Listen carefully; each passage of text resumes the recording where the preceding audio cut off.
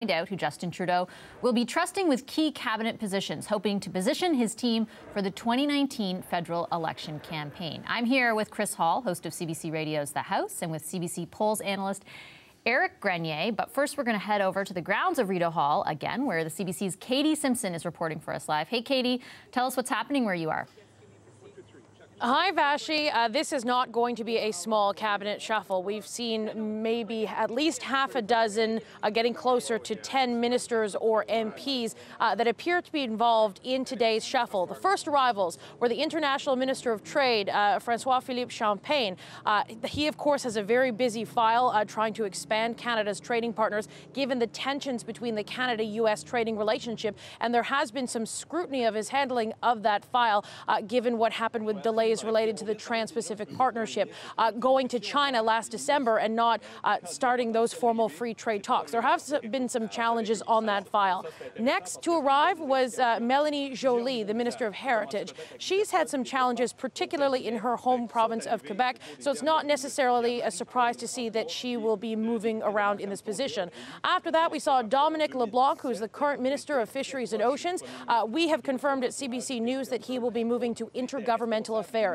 That is going to be a very key ministry because, of course, this government is dealing with a very different dynamic when it comes to dealing with federal-provincial relations. When this government was elected in 2015, there were a number of Liberal premiers who were very willing to cooperate with the federal government, were on board with things like a climate plan. But in the years since this government has been in office, there's been a significant change, a major swing. And with the election of the PC government in Ontario of Doug Ford, this government is also already seeing some challenges on the immigration file, again on climate change. So this government is looking to put someone in that position to try and manage those relationships. And with big provincial elections coming up later this year and next year, that's going to be a significant challenge for this government until at least 2019. We've also seen Carla Qualtrough, who is the Minister of Procurement and Public Services. She handles the Phoenix file. That has been a major challenge for this government. So there's going to be some sort of movement there. We have also seen Jim Carr, who's the Minister of Natural Resources. Of course, there have been some major challenges on that file as well, with the government stepping in to purchase the Trans Mountain Pipeline. We also saw Bill Blair, who is currently a parliamentary secretary to the Department of Justice, to the Justice Minister. He, of course, is a former Toronto police chief, and he managed the rollout of the legalization of marijuana. The government mostly stayed on track. There are still some challenges going there, but it looks like that Bill Blair, who's known as Chief Blair to many on the Hill as well as many from Toronto, it looks like he's in line for some kind of promotion today, moving up to a ministerial position. There have been some newcomers that we've seen here that are not in cabinet that look to be making that step up.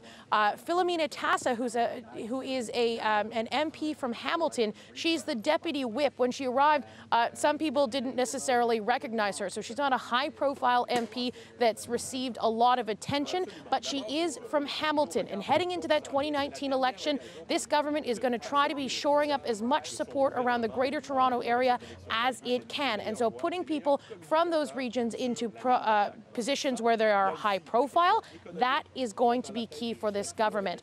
We have also seen the chief whip, Pablo Rodriguez. He just walked up with some of his family members a short time ago, so possibly some sort of new position for him.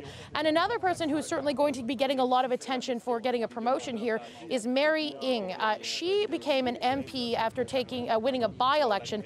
She actually ran in John McCallum's riding. He was a cabinet minister, was the Minister of Immigration, but then left to go be the ambassador to China.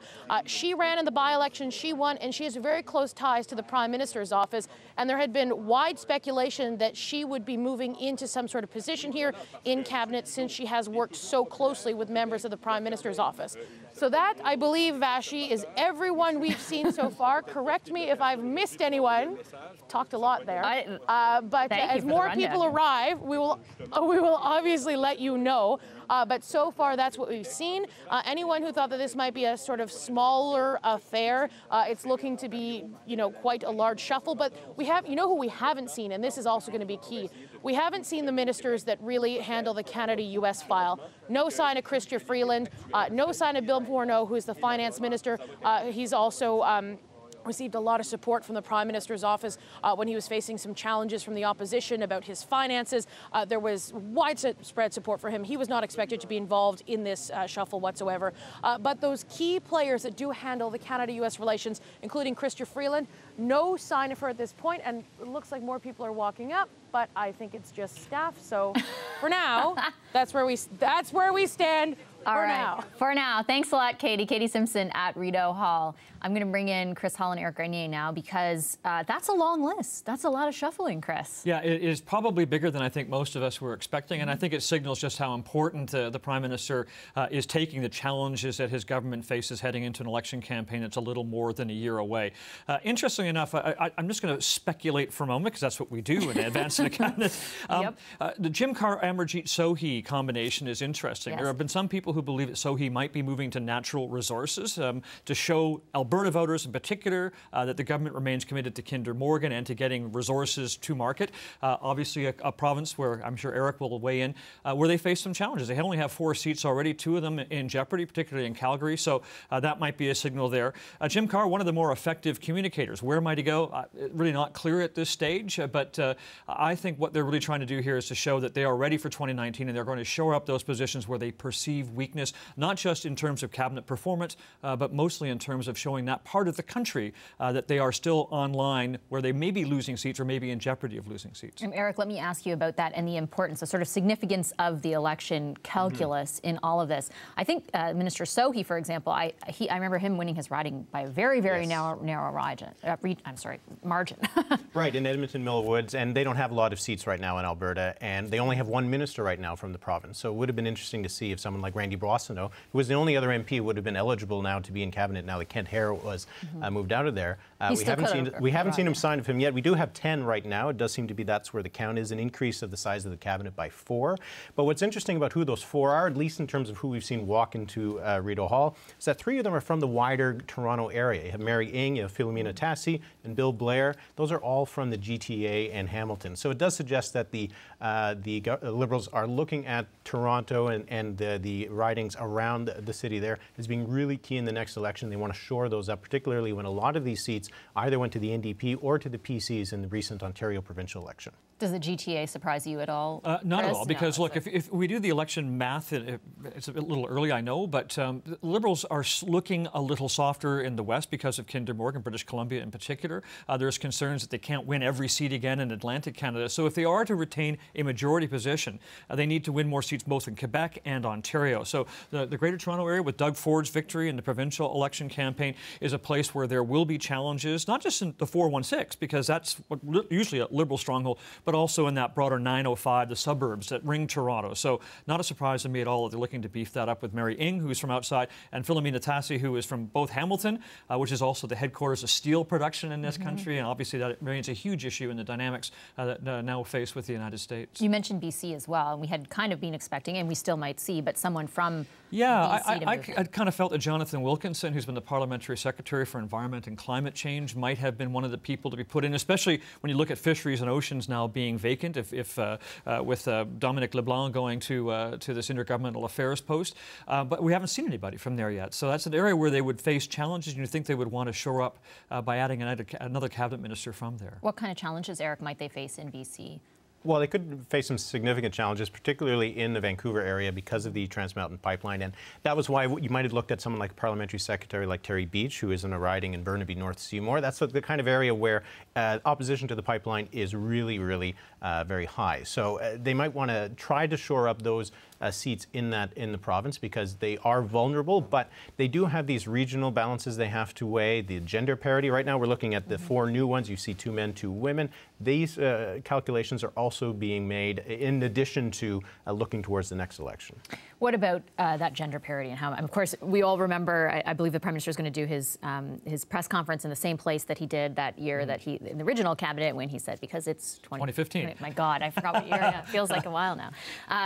How significant? You know, there's no way he can move away from that. No, he remains absolutely committed to it, and certainly female voters in particular would wonder why he would change that 50-50 balance if that was going to be the case. case. So I'm with Eric here. That's one of the things that you can either say he's boxed himself in that way, or it's a continuation that he wants to bring people forward. Just before we went on air, we were talking about the number of people who were in this cabinet already, let alone all the new people who are coming, who were first elected in 2015. It's not that long ago. Mary Ng actually only elected in a by-election little more than a year ago. So this is going to be a younger and still very new cabinet that he's bringing forward into the next election campaign.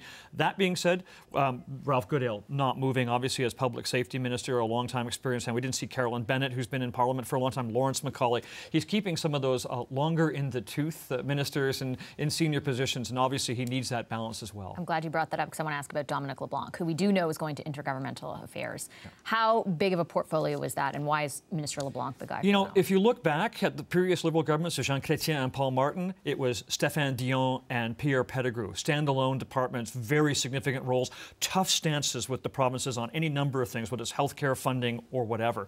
I think Dominic LeBlanc going there suggests that this is going to be a harder line that the Prime Minister is going to take with the provinces. He knows that he's got problems with Doug Ford on climate change. He knows Jason Kenney is potentially in the wings in Alberta. He's got problems with John Horgan in British Columbia. He wants somebody there who is tough. We know that when Dominic LeBlanc was the House leader, that there were some issues around his unwillingness to waver and to negotiate. I think that's exactly the kind of message that Justin Trudeau is trying to send today to the provinces. Okay, speaking of the provinces, premiers from across the country are gathering in New Brunswick for their annual summer meeting right now. This time, though, there's a new face at the table, as Chris just mentioned, and a bit of a wild card, Ontario Premier Doug Ford. So how will his debut shake up the group of premiers and shape the conversation around federal-provincial relations? Joining me now from the scene is the CBC's David Cochrane. Hey, Dave, thanks for being with us. Hey, Vashi. So you were the one that confirmed. It's an interesting. Oh, sorry. I just want to say you were the one who confirmed. No, go ahead. Minister LeBlanc moving over. You know, any chatter there about the new minister they'll probably be talking to? Yeah, well, this will surprise you. New Brunswick Premier Brian Gallant thinks it's a great idea. if it's absolutely confirmed, the Liberal Premier of New Brunswick thinks a promotion of the Liberal Member of Parliament for New Brunswick is wonderful. But, you know, picking up on what Chris was talking about, what Katie was talking about, it is the changing dynamic here that is in part and parcel in the move to put Dominic LeBlanc into this job, because the current Minister of Intergovernmental Affairs of the Government of Canada is Prime Minister Justin Trudeau, and that was taken on very symbolically to send a message that he wanted to have active re-engagement with the provinces and the territories after the Harper years of not meeting at the First Minister's level with any frequency, and instead preferring to do one-on-ones. Well, everything has changed. I mean, there is a bloc that is forming here, and other premiers are talking about it, of Doug Ford, Scott Moe, and Brian Pallister, sort of this conservative bloc in the middle of the country. And if you look at the electoral calendar, there is quite a distinct possibility that when they meet next year, Jason Kenney could be the Premier of Alberta, and he will not be bringing a bouquet of Alberta wild roses to any First Minister's meeting with Justin Trudeau. So in speaking to senior government officials in the federal government, there is a sense that not only do you have this changing dynamic, but you could have provincial governments actively working to elect Andrew Scheer. That is why they are making some of these moves. You talk about playing defense in terms of strengthening up ministers in the GTA and MPs in the GTA. Dominic LeBlanc is a move to go on the offensive, I think, because in some ways, Justin Trudeau is going to need a bad cop and a bodyguard on the federal provincial level, and a guy who can step in and stare down some of the provinces, which, in the words of some federal officials I've been speaking with, are becoming intransigent. And I think you need to look at the immigration meeting last week, where the dust-up between Ahmed Hussein and Lisa MacLeod happened, of just how different things are from when he was elected, when it was 7 Liberals, 2 New Democrats, and Brad Wall. It's a very different family photo when the premiers get together right now. Yeah, it sure is. Besides the chatter on this, of course, though, what's on the agenda for the meeting?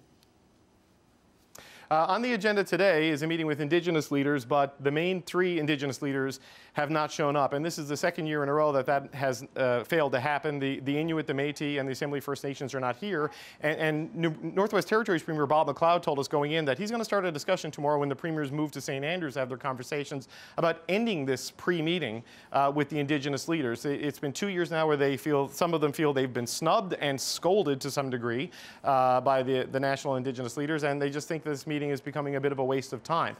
They meet with the Indigenous communities in their jurisdictions on a regular basis. They meet with them at the First Minister's level when they meet with Justin Trudeau, but this has not gone well the last 2 years, so there will be a push to get that off the agenda. The other big things, you're going to see a united front on trade when it comes to dealing with Donald Trump, some discussion on knocking down east-west barriers on internal trade, and then a lot of discussion on health. But a big issue, Vashi, is going to be that changing dynamic and whether carbon pricing can survive, the support for carbon pricing, can survive at the Premier's level. We've seen the opposition in Ontario, Saskatchewan, Manitoba doesn't want to go to $50 a ton. Who knows what will happen in Alberta if Jason Kenney should win. And we're hearing from Prince Edward Island that they don't want to impose a carbon tax on islanders. So the consensus that Trudeau hammered together under the old group of premiers, that's definitely fraying under this new group.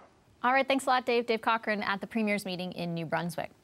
You're watching a special edition of Power and Politics as we cover what is shaping up to be a major cabinet shuffle. Welcome to our viewers on CBC News Network, as well as on YouTube, Facebook, and Periscope. I'm Vashi Capellas, and I'm joined by Chris Hall and Eric Grenier. So, Chris, I wanted to ask you a bit about this, the ways in which this provincial acrimony and what Dave's talking about might fit into the election going forward, and therefore also this shuffle. Well, let's look at the two big files. Immigration, obviously, because Ontario is concerned about the program as it is now, and the Conservatives federally have found an ally in Doug Ford in saying that the federal government, the Liberals, have mismanaged this file. That's the one.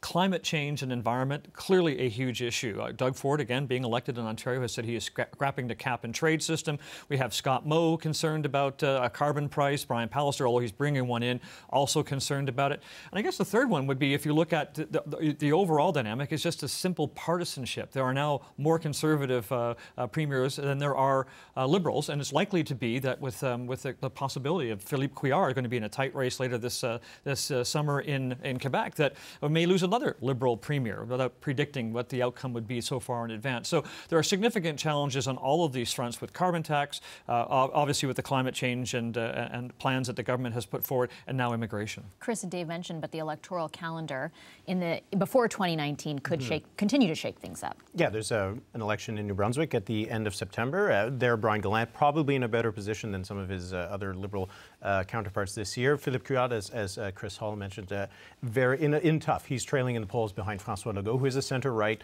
leader of a Coalition Avenir Québec, which is not a party that's officially affiliated with the Conservatives, but you've seen that the Conservatives have been warming up to François Legault. And then you have the Alberta election in the spring next year, potentially one in PEI, and then that will bring us to the federal election in October 2019. And I know it sounds like it's a long way away, but these moves are being planned in that sense because they're not going to shuffle the cabinet again, barring some resignation or some sort of thing like that. So this will be the team that will take the government into the next election. We are streaming this right now on Facebook, YouTube, Periscope, and we've got some questions coming in for you guys on social media. Wynne Lambert-Meek asks, what about a minister for seniors?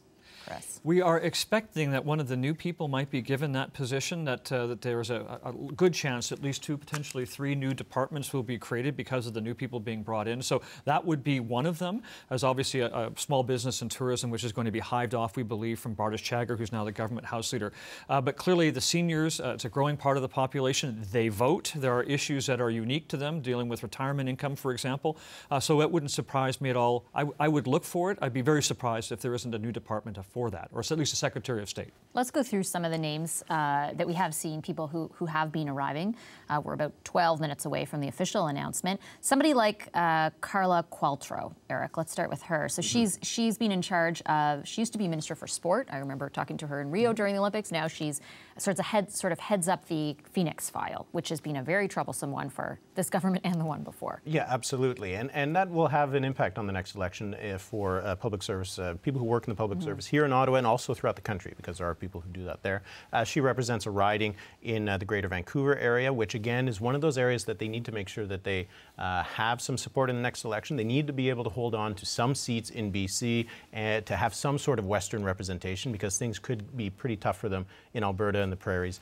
So for her, having someone who might get maybe more of a high-profile position might be helpful for the Liberals in British Columbia, because so far this is the only name that we've seen from BC that is moving around. But we'll have to wait and see. We were talking about who could be the fisheries minister. Right now I'm looking at the names that we've seen. It only seems to be the one that's within earshot, or I guess has a waterfront view or of something. So that might be the kind of thing you're looking at. But aside from that, you're looking at a lot of people who are pretty landlocked. It's interesting. Phoenix remains a huge issue. It has not been resolved, and she was brought in to fix that. that. And I know there's been some improvement in terms of people getting paid the appropriate amounts that they're entitled to, but it's not done. So that's an interesting signal that they're sending with Carla Qualtrough being moved, because Public Works and Procurement Service is in fact in charge of that file. What do you think of, I thought an interesting name that I wasn't expecting, François-Philippe Champagne, currently Minister of International Trade. He was formerly the Parliamentary Secretary for Finance and then moved up to this position. And that's what his background was in private sector life, yes. was on international trade files, international trade lawyer. He also represents the riding of Saint-Maurice, which is obviously Jean Chrétien's old riding. Outside of the island of Montreal, it signals that, again, Quebec remains a priority, I suppose, if you want to look at it that way. I frankly am a bit surprised, because there are ongoing negotiations still about expanding Canada's trade relationships with the ASEAN nations of Southeast Asia. TPP was problematic. It hasn't been yet ratified by everybody. And CETA remains a challenge. So to change, maybe they figure his mandate letter, he's delivered on those three, or is far enough down the road to have been delivering on those three to be able to change him. Maybe he's also one that they want to now turn to a Canada-US type of role. I just don't know how it fits into the scheme that they have now. Interesting this morning, though, Eric, that Jerry Butts, Senior Principal Secretary, to the Prime Minister, tweeted out, there is no greater national priority right now than trade diversification, which would have been his portfolio. Right. It's hard to see the electoral reasons behind a move for him, because, as Chris said, he does represent a riding that in the past has voted for the Liberals, but it's one of those areas that they're expected to do quite well in the next election. So it might be more to do with a policy or personnel kind of motivation here, rather than trying to shore up some sort of Quebec wing, because they do seem to be doing quite well in the province. I suppose it's possible he's here to get something else, and while keeping international trade, but that's such a huge portfolio. I can't imagine why they would want to tack on, especially when they have three new people coming in. So if he's being moved, we'll have to talk about that after, because I honestly don't know what the message would be, given that trade remains this key thing, and because you are trying to wean Canada's reliance on the U.S. as a major trading partner. We'll know soon. Let's head back to the grounds of Rideau Hall, where Katie Simpson will join us. Hey, Katie. So is everyone in now? Vashi, everyone is in, and now we're waiting to see the Prime Minister. And earlier, I was chatting with Hannah. We talked about how around 9:45, an embargoed list would be handed out. So the embargo lists have been handed out, but we can't talk about it as per the rules until the Governor General says, yes, you may proceed. So until we hear Julie Payette, the Governor General, say that, the information that we have learned has to remain top secret as per the protocol, as per the rules. This is very normal. This is how this whole process works. But what we know is that all of the people who are taking on new roles, different roles, and are new to cabinet, they are inside. The Prime Minister will be arriving any moment now, we believe. We've seen some security around, so that's normally a sign that the Prime Minister is on his way. We've spotted at least 10 people coming into Rideau Hall, so that there are changes involving 10 members of cabinet. So if anyone thought that this would be a small shuffle, that is not the case. This is a significant move for this government to address new challenges possibly that have emerged in different relationships, whether they be the Canada-US relationship, the intergovernmental relationship, whether it is, between the provinces and the federal government as well. Remember, next year is a federal election year. So that is something that is always front of mind for any government when they're gearing up for any sort of election. They need to, or they're going to try and boost the strength in their cabinet and try and reach out to individuals who might be able to help them increase awareness, increase votes, that sort of thing. So we've seen a number of people arrive here that are from the Greater Toronto and Hamilton area. So that is something that will definitely be a theme here, trying to win votes in that very important region, giving these MPs or ministers a boost heading into that election time. That will be significant. People we are not seeing here at this point. We haven't seen anyone who's really dealing with the intensive Canada-US relations file. No sign of Chrystia Freeland, that was not expected. No sign of Bill Morneau, that was not expected either. And we're not seeing any sort of change in some of the parliamentary secretary level. We didn't see General Andrew Leslie, who's the parliamentary secretary to Foreign Affairs on the Canada-US file. We didn't see Harjit Sajjan. He has been very key, although he's the Minister of Defense, he's been very key in that relationship between Canada and the US because he is very close with General Jim Mattis. He, of course, is the Defense Secretary in the U.S. We also didn't see Lawrence MacAulay, who is the Minister of Agriculture. He has developed a very strong friendship with a man named Sonny Perdue. Sonny Perdue is the American Secretary of Agriculture and has been deeply influential on the NAFTA file when it comes to talking to Donald Trump and about the concerns with farmers. So this government has made the Canada-U.S. relationship a big priority, and some of those key players that deal with those challenges, they are staying put, it appears. All right, thanks a lot, Katie. So let's take another social media question. Eric, Mark Marion asks, what's the use of a shuffle? And then says, I doubt he will get his 8 seats next election. Well, it does help when we're talking about getting a cabinet position. It does help your election chances. We have seen in past elections that when you're a cabinet minister, you tend to get a lot more money in your riding, that resources that you get from the party that they'll spend because they want to make sure their cabinet ministers are re-elected. And if we think back just to the Ontario provincial election, there are 7 Liberal MPPs who were re-elected. That was a catastrophic result for the Liberals, but 6 of those were cabinet ministers, and they weren't their 6 safest seats. So clearly, having that profile is helpful. So that is one of the calculations that's coming into this to make sure that some of these people in some of these parts of the country where the Liberals are maybe not certain about the re-election chances, to give that extra boost and to give that extra profile. Could I add one little thing, that there's also not only just the regional breakdowns, there's also concern about representing people, ethnic communities in this country, for example. So I've been hearing from people, there's no Italian Canadian in this cabinet, which breaks a long string of Liberal governments that have had Italian Canadians in them. And Filomena Tassi would fill that bill because she not only is from Hamilton, there's a legitimate reason on a policy basis, regional basis for her to be in, but she would be a representative of a community that has historically been very strong in its support of the Liberals. We're waiting for the Prime Minister to arrive any minute now, but what is the overall signal that you think he's hoping to send with this shuffle this time around? I think it's 2 things. The first is that we are prepared for the next election campaign. We are getting ready, and we're going to put in the people who are best suited to the roles that we believe are going to be signature events for the Canadian voting population. So, for example, somebody asked about seniors. I would be stunned if there's no Minister of Seniors. So that's a large voting group, issues that are kind of unique to a certain population. I think the other is that you need to have effective communicators in senior roles and the roles that you think that Canadians will be engaged in. So if it's international trade, you want an effective communicator. If it's something like fisheries and oceans, it may not be as important. There's a regional aspect that comes in, someone from a coastal province, BC or Atlantic Canada somewhere. So those are the kinds of things that they're looking at, is how effectively can you communicate the message that you think Canadians will be most concerned about as you head into an election campaign. And Eric, Katie mentioned some of the big names who aren't out. Bill Morneau, Chrystia Freeland, Lawrence MacAulay. Any surprises for you there?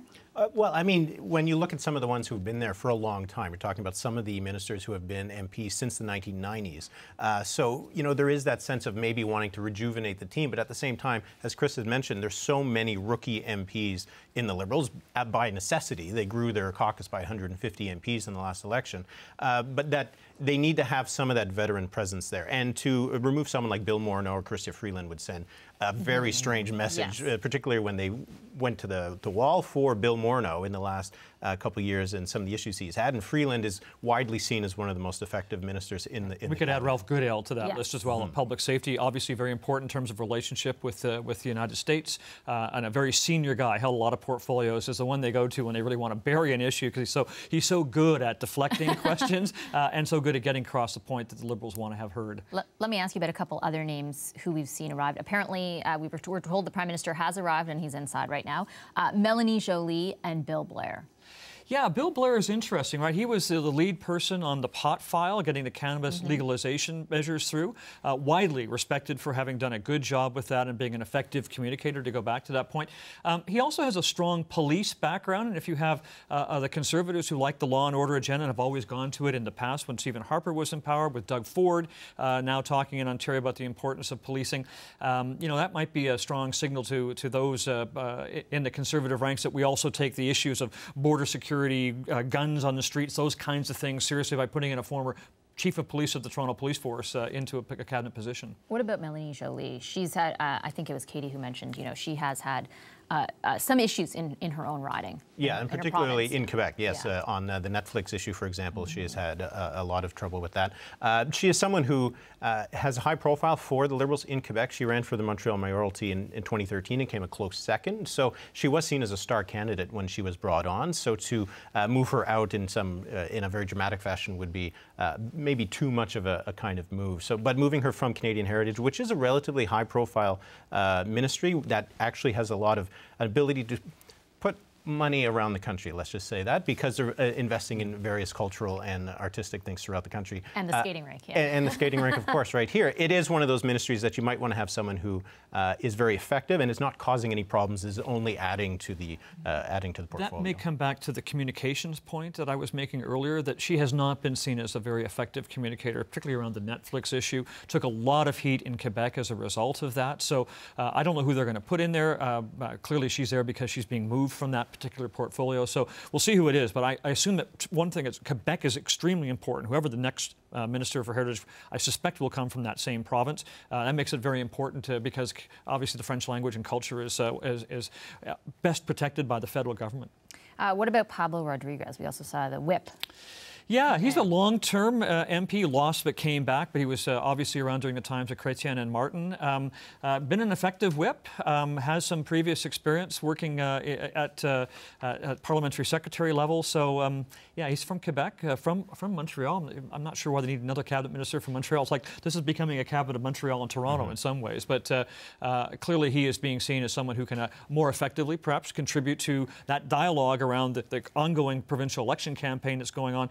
And those kinds of issues that deal with Quebec culture and protecting it. Interesting. Montreal, Toronto, Quebec, Ontario. Any surprise to you, Eric, that those would be kind of, you know, amped up in this new revised cabinet? Well, it's the old Liberal coalition, and how they win elections is by winning a lot of seats in Ontario and Quebec. That's what they did in the last election, and that's what they're planning on doing in the next election, because they know their prospects elsewhere in the country are not looking as good as they might have. So it is a bit surprising to see such a concentration in the GTA and the Montreal area, but those are the areas that have sent a lot of seats for the Liberals to the House of Commons. And if you're facing pressures from elsewhere, those are the places where you hope you can gain seats, or at least hold on to those key seats that will make up your government the next time around if you win. We're just looking at some of the chief, we were just looking at some of the chief architects of all of this. Jerry Butts, who's the principal secretary to the Prime Minister, and Katie Telford, chief of staff. And Mike McNair was in as director of policy as well. Yeah. How much are they thinking about the election right now? Oh, I think almost exclusively, you know, that's their job. I know it sounds like it's a long way away, but all the groundwork has to be laid now. You make this cabinet shuffle in the middle of the summer to give people literally 2 months to be prepared for when the cabinet, or for when Parliament returns. I think that is the overarching theme now. If we go back again, Eric's got the numbers more closely to his mind than I do, but we know they face challenges in BC, Alberta, and Saskatchewan, or BC and Alberta. We know they face challenges in Atlantic Canada, retaining all of those seats. So if you're going to hold another majority government, you have to increase the number of seats you have in Quebec in particular, and in Ontario if you can. And that'll be tough to do in Ontario. And maybe that is why we're seeing that they're putting this focus on the GTA, because a lot of these seats, they're the ones that they hold, and they won relatively comfortably in the last election. But when you see the kind of breakthrough that both the NDP did and Doug Ford's PCs did in the last Ontario election, there must be a little bit of concern among Liberals that the suburban areas around Toronto are potentially vulnerable in the next election, and having these people in place might shore that up. And Chris brings up a good point that I think a lot of Canadians are saying, really, the election already? But not if you're those people we're looking at right now. And some of the nominations are already starting. We saw that they had the first nomination for Navdeep Bains just a few weeks ago, and they started this. It was a way of starting the 2019 election season for the Liberal Party. So clearly they are thinking about that campaign. And the Prime Minister, in advance of this, had asked everybody to make sure that they were running again, because if you weren't going to run again, you weren't going to stay in cabinet. So I think that what we've seen, the fact that people like Carolyn Bennett, who some people thought might not run again, or Lawrence McCulloch, because both of them are in their late 60s, close to 70, that both of them have already begun their renomination process. So obviously they're staying in. What about the size of the cabinet and the political calculation behind increasing it? Well, going up to now, it looks like it should be somewhere around 34, which would still be pretty small when Stephen Harper's cabinet at the last stage before the 2015 election had 39 members. And usually it was somewhere around the 35, 36 range. And even when you look back to the Jean Chrétien and Paul Martin years, it was usually a little bit in the mid-30s. So this is more historically the size of cabinet that we've seen. So it's not, in that sense, much bigger, but it is bigger than the one that it was when it started. And there had been the message of trying to be a little bit more restrained than perhaps past governments in terms of handing out these positions. Primarily, it was seen in some cases for electoral reasons. As Eric says, the Conservative cabinets were bigger. I don't think there's any penalty to be paid for having increased the size. He never made a commitment that it would be 30. He did make a commitment it would be gender balanced, so that has its own set of challenges. But I'm not surprised it's growing a bit. Again, for all of the reasons that Eric has talked about, it shows that a particular region of the country, if you have someone coming from there, a particular riding that you think might be in jeopardy, having someone in cabinet means they have more influence, they have more say, they can potentially dole out more money in the year ahead. All right, you're looking live at the inside of Rideau Hall as we await the swearing-in ceremony for new cabinet ministers. This is a special edition of Power and Politics. I'm Vashi Capellos, and I'm joined by Chris Hall and Eric Grenier. Welcome to our viewers on CBC News Network, YouTube, Facebook, and Periscope. So we're waiting. Let me just go down the list of arrivals, people we do know who have arrived. So Mary Ng, Jim Carr, Philomena Tassi, Amarjeet Sohi, Francois-Philippe Champagne, Carla Qualtrough, Dominic LeBlanc, Pablo Rodriguez, Melanie Joly, and Bill Blair. Any surprises there for you, Chris? Yeah, Philomena Tassi was not one that I had expected. Hamilton is obviously an important area. It's a place where the NDP has held some sway, so that may have some reason for it. I don't know what portfolio she's getting. We're not allowed to talk about and any of the particular shuffles any particular positions that are being occupied.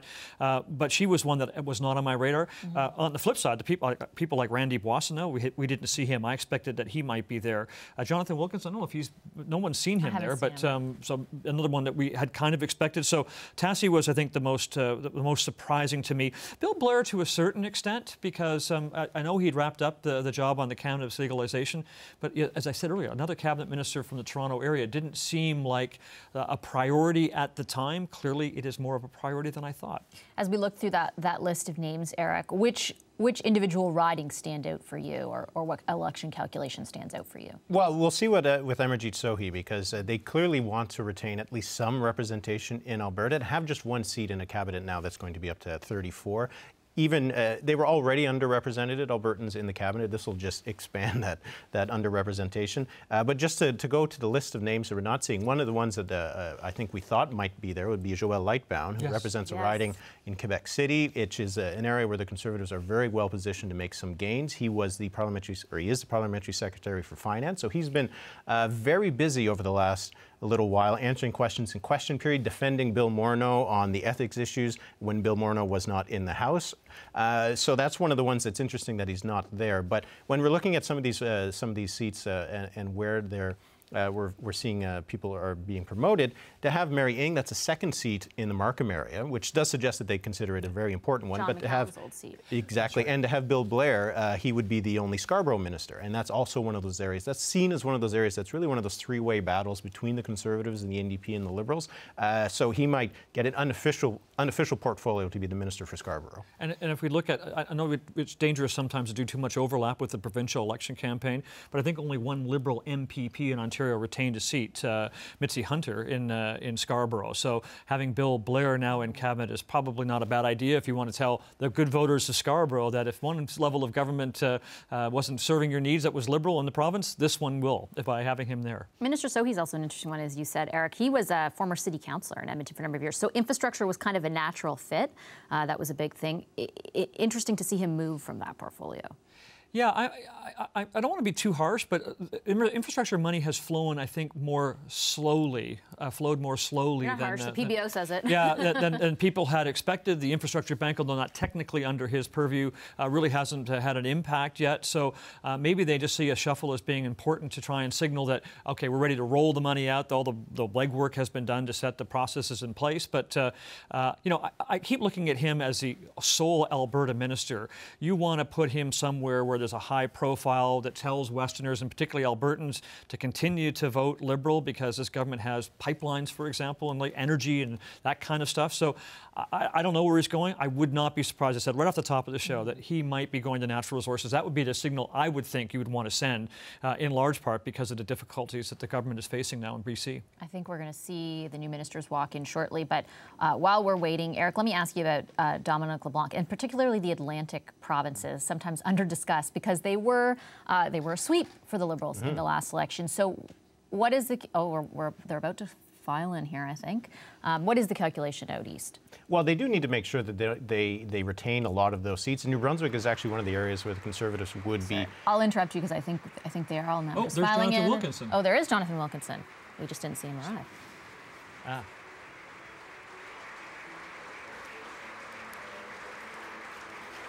There's Dominic LeBlanc, formerly Minister of Fisheries. Jim Carr behind him, Energy Minister currently. Mélanie Joly, Heritage Minister. Amarjeet Sohi, Infrastructure Minister right now. Behind him, Carla Qualtrough, Minister in charge of Phoenix. Lots of moves. Yeah, all the existing ministers on one side of the aisle, the new ministers, well, with the exception of François-Philippe Champagne, who is the last one. Oh, that's Pablo Rodriguez. So they're all on the other side. So Jonathan Wilkinson, we'll be discussing from BC, standing next to Mary Ng right now, and there's Minister Champagne. Yeah, there's Champagne, there's Rodriguez, Pablo Rodriguez, Bill Blair next to him, is that? Yep. And there's the Prime Minister and the Governor General.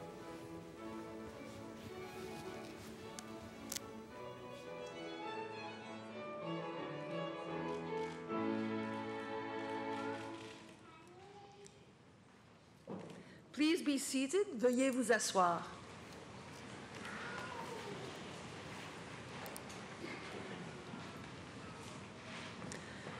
The clerk of the Privy Council will now seek the Governor General's consent to proceed. Le greffier du Conseil privé demandera maintenant à la gouverneure générale la permission de procéder. Excellence, pouvons-nous commencer? Excellency, may we proceed?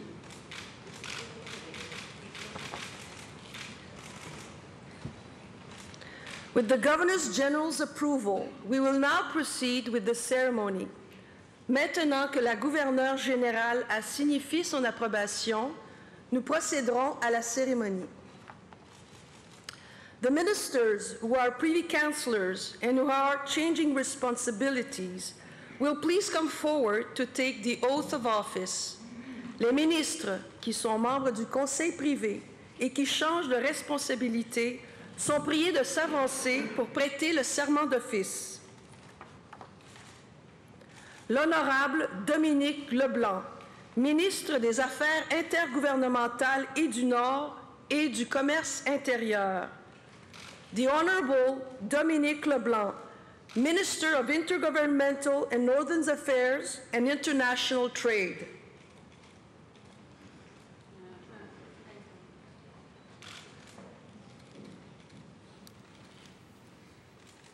And that is new Minister of Intergovernmental Affairs, Dominic LeBlanc, getting sworn in right now, or taking the oath, I should say. We can now, the embargo has been lifted, and we can tell you who else is making some moves. After Minister LeBlanc, we'll see Jim Carr, who's currently the Minister of Natural Resources. He will become Minister of International Trade Diversification.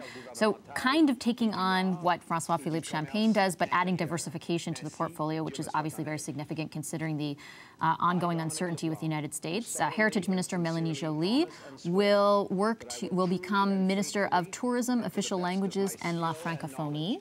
Amarjeet Sohi, as Chris predicted, will move from infrastructure to Minister of Natural Resources. Interesting, perhaps, how that will overlap with Jim Carr, and we'll bring you guys in to talk about that in a second. Carla Qualtrough, currently Minister of Public Services and Procurement, adds accessibility to her portfolio.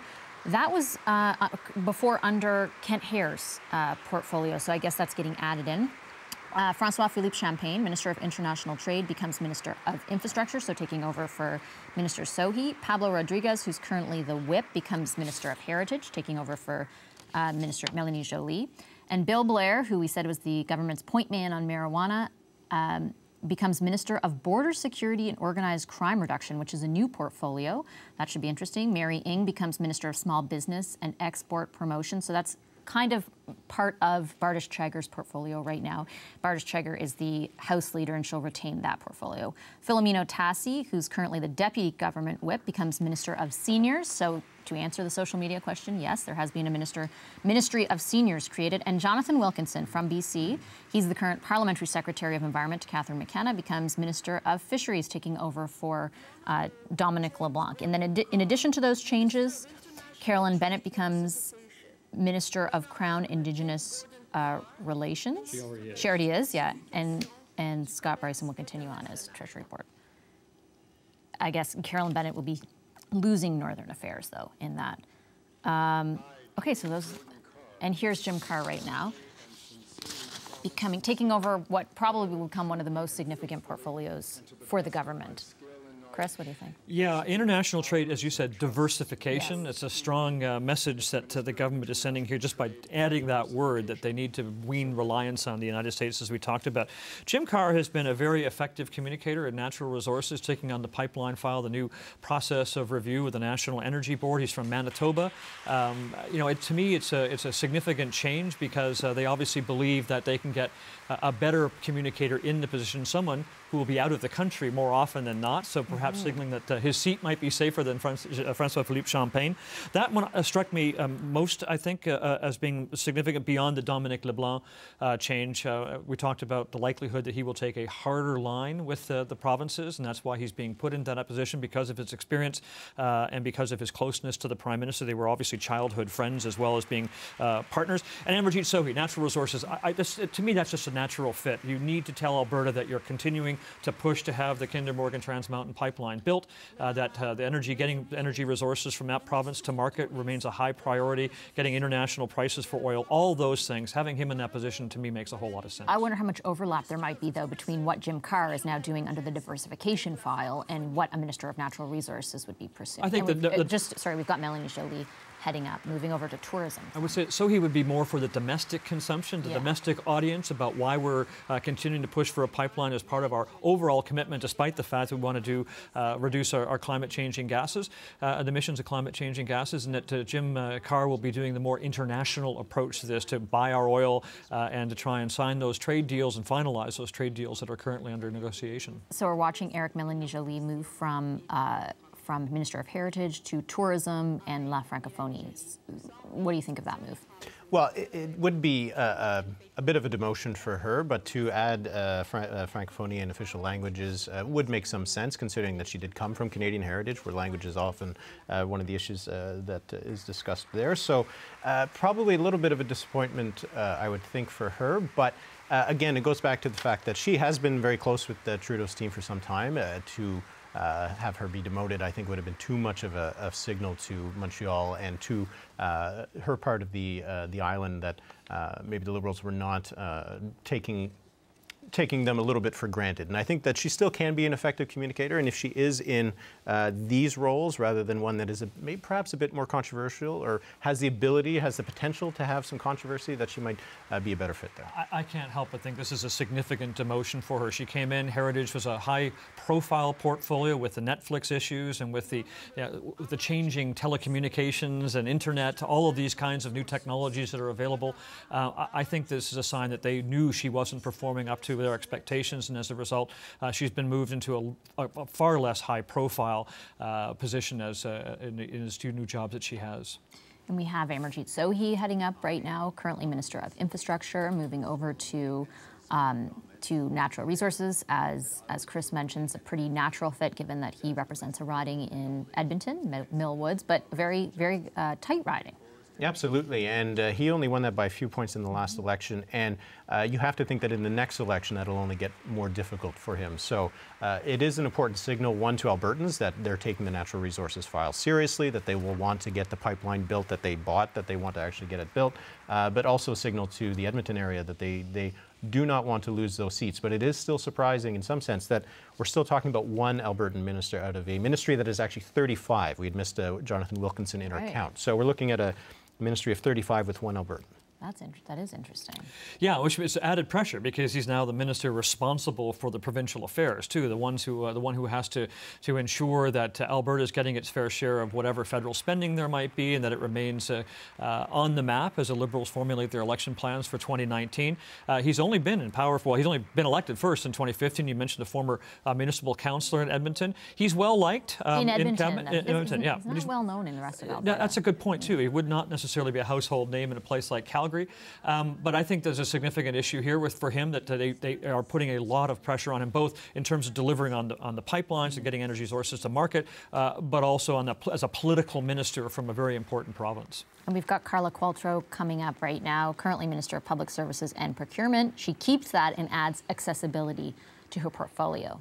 Seems to make sense. And it seems to make sense considering that it had been, as was mentioned, Kent Hare's, and then it was given to Kirsty Duncan, who took over science and sport, and also Hare's responsibilities. So it does make some sense to go over to Qualtrough. If we were puzzled by why she would move in the middle of the Phoenix system not having been resolved, so clearly she's not moving. She's having this additional responsibility put to her. She's bilingual. Also, I can tell you from inside government circles, seen as a highly effective communicator, has done at least the beginnings of trying to correct what has been a problem that has proven itself to be unfixable both by this government and for the latter part of the Harper years as well with this pay system. And accessibility is a big file right now because the government, prior to the House rising, actually introduced for the first time accessibility legislation, which a lot of advocates have been waiting for a long time to see.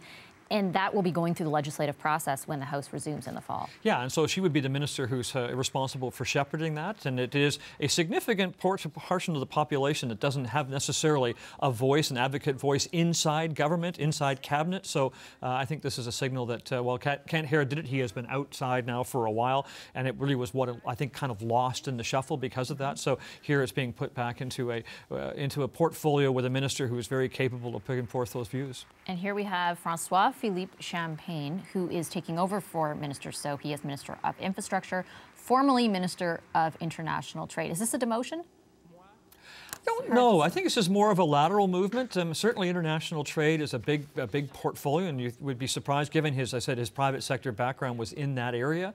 But infrastructure is huge for the government. It's going to be spending lots of money, obviously, over the next year to try and get projects built that, for everything from the green architecture that they've talked about, social housing, all of these kinds of things really fall into that grand rubric of infrastructure. So I don't think it's a demotion in that sense. I think, in fact, domestically, it is probably a far more important, far more high-profile position for him than international trade. And coming into the election, it's interesting because in the last election, infrastructure was a huge plank of the campaign. Actually, it was their promise in order to spur economic growth. They would be investing in infrastructure. Do you anticipate it will be an election promise this time around, or just sort of?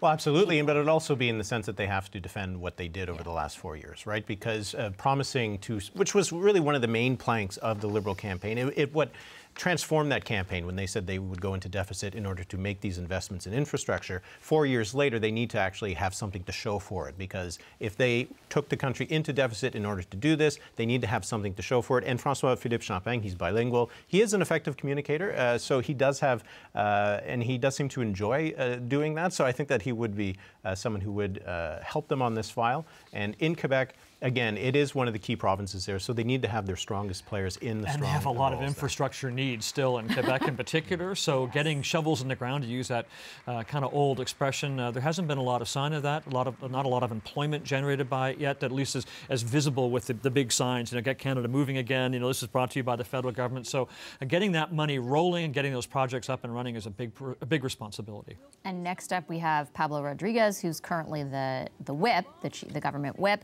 He's becoming Minister of Heritage, taking over for Melanie Joly. What signal does that send? Well, as I said, he's been around the Liberal power for many, many years. Had been part of the Chrétien and Martin governments. Lost, came back. A Montreal area riding, or Montreal riding that he represents. It's interesting. Obviously, Heritage remains in Quebec, where it is its presence is important for countering whatever burgeoning sense of sovereignty or separation might be there. He's fought those battles in the trenches in the past. So I think this is an interesting move because because he is first and foremost a guy who plays a kind of old Quebec-style politics, a ward healer, has a machine there like Denis Coderre, his former Liberal mate who was once the mayor of Montreal. So that, I think, is as much a political appointment as anything else. He's the first one in this lineup who will also be signed into the Privy Council as well, as will everyone following him, because, of course, they're all new members to cabinet. He has actually a really interesting history. I'm just looking at his bio. He was born in Argentina but fled to Canada when he was 8 after his house was bombed, his family house. He's been vice president of Oxfam, Quebec, and you mentioned in and out of the government in the past. Yeah, and I mean, Eric would probably agree with me on this, but he would be a political guy. Like, if you're going to go into an election campaign, you want a guy who can really speak forcefully in Quebec, who understands, battling with the Bloc, maybe an emergent CAQ government if that happens in the fall. And fend off the Conservatives who are trying to make a huge play. Absolutely. So he's one of those kind of real fire and brimstone types of politicians. So I think that's why he's being put there. What do you think, Aaron? Yeah, absolutely. If you think that they have, people like Champagne and Rodriguez and Garneau in cabinet who can lead sort of that Quebec caucus, it is a strong signal to Quebec that the government is taking it seriously, because they do absolutely need to win in Quebec. Quebec is the key for the re-election hopes in the next election. They do have the prospects of picking up 10, 20 seats, and that would make up for losses elsewhere. So having the best team possible in Quebec is absolutely key for the government. Speaking of election battleground, this next gentleman, Bill Blair, will be key in the GTA. Oh, yeah. Look, as we talked about earlier, he's from Scarborough. He's a former chief of police, was sought after by, I think, virtually every political party in the last election campaign, chose to run for the Liberals. I asked him on the House, what was he going to do next now that the cannabis law had been passed, although it's not technically enforced yet. And he said, well, they're going to have to offer me something. I'm looking for challenges. So clearly, with this border enforcement and organized crime, a huge issue in this country. So that's what he obviously is going to do, working in concert with Ralph Goodale, who is the public safety minister. Yeah, the official title, Minister of Border Security and Organized Crime Reduction. And then the press release says he'll work to ensure Canada's borders are managed in a way that promotes legitimate travel and trade while keeping Canadians safe and treating everyone fairly in accordance with our laws. He'll play an important role in coordinating efforts to reduce gun violence and tackle organized crime. Minister Blair will also continue to lead the legalization and strict regulation of cannabis and will be the minister responsible for irregular migration. So two really significant things there. See that part of it. Two very significant things there. I'd say the irregular migration, which has been a huge issue as of late, but especially this week.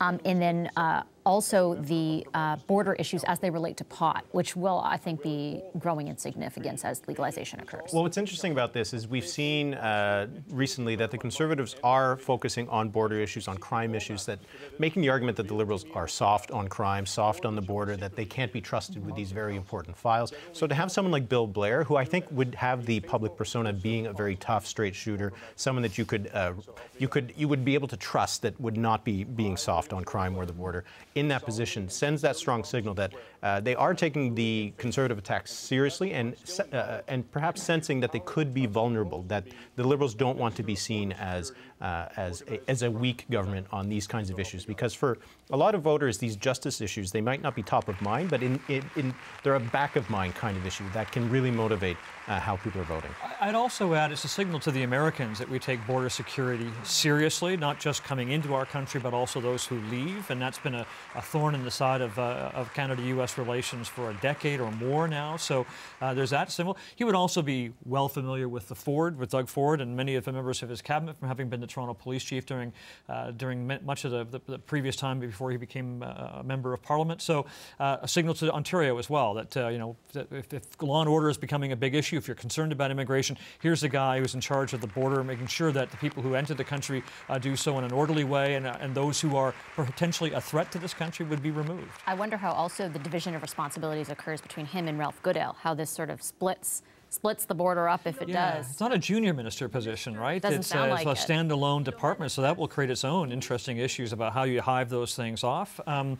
I wonder, too, if this is a sign that they recognize that immigration, Ahmed Hussein's done I think, a very good job, but that he needs some support, maybe someone a bit tougher-minded, perhaps, to be able to take over that responsibility. And we're looking right now at Philomena Tassi. She's currently the Deputy Government Whip. She's becoming Minister of Seniors. It says Minister Tassi will help the government better understand the needs of Canadian seniors and ensure that programs and services are developed and respond to Canada's aging population. This will provide Canadian seniors and future retirees, the government claims, with greater security and a better quality of life. And a bit about now Minister, soon-to-be Minister Tassi. She's the daughter of a Hamilton steelworker, represents Hamilton West, Ancaster Dundas, former lawyer.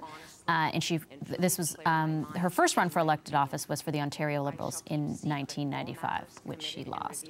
You know, seniors are an important voting bloc, and obviously retirement security is becoming an increasingly important issue as fewer people enter the workforce. The pensions of those who will be retiring, because we are an aging population, is going to be a huge challenge.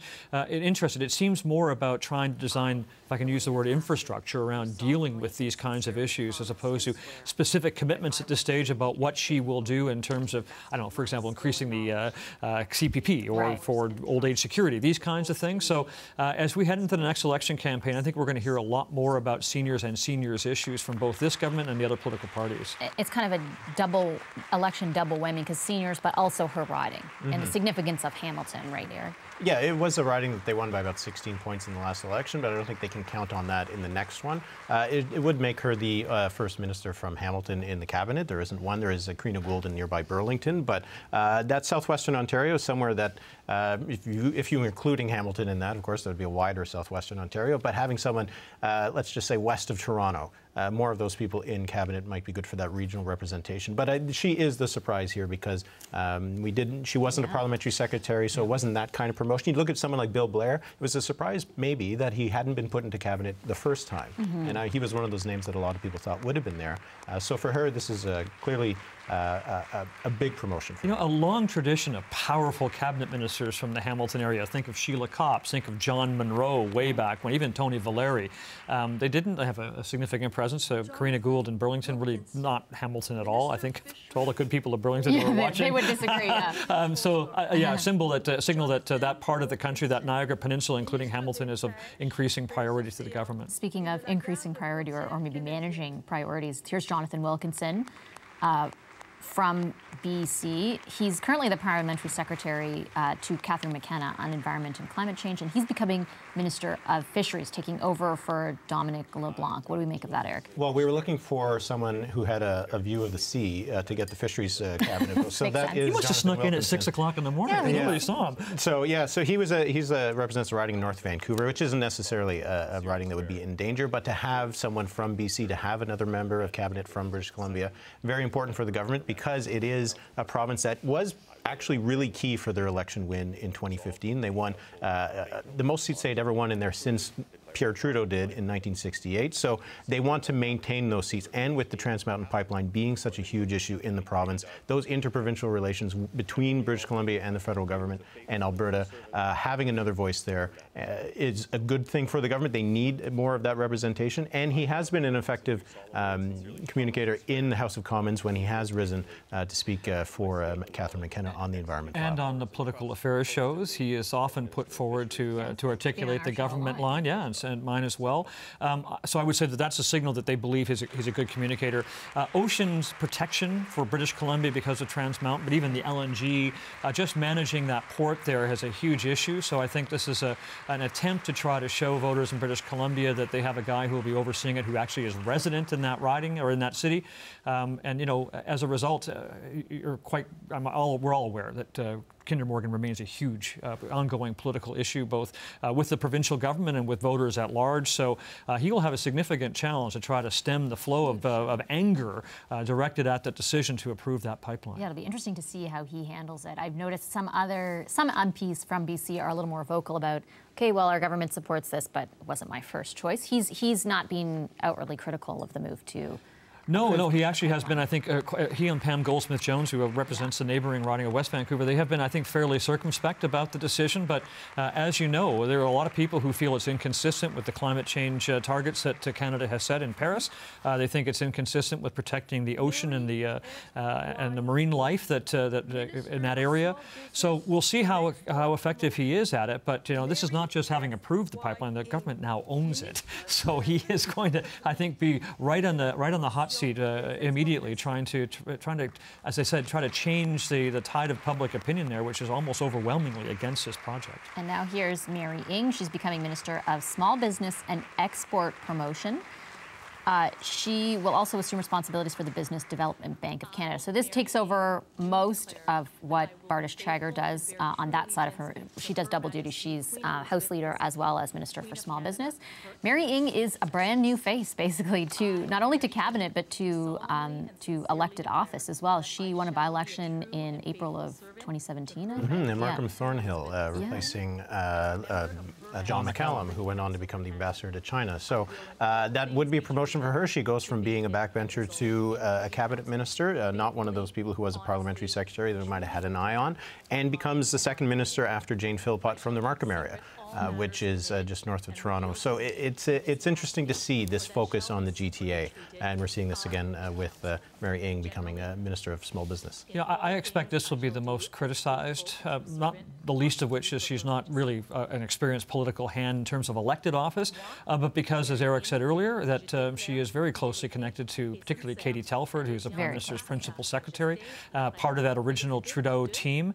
There are a lot of MPs from the Liberal MPs from Toronto who have worked very hard over the last several years, the last decades even, who are being passed over for Mary Ng. So I'll be interested to see how this one plays out in particular because of those ties to the Liberal inside circle, if I can put it that way. She even worked for the Prime Minister. She was director she was of public appointments, and there was a lot of difficulty. A lot of public appointments weren't happening as quickly as people wanted. We had issues with judges. I know that's separate, but lots of positions weren't filled as quickly when the Liberals took power as people had hoped. At the same time, the portfolio of small business is not necessarily one of the more high-profile or larger ones.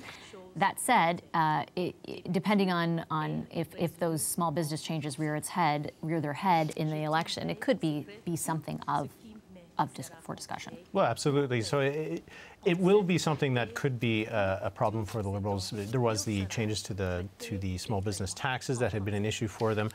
So she might have to speak on that file. We'll have to see how effective she will be, because we haven't seen her in that role very much at all, really, because she has been just a backbencher MP since she won that by-election last year.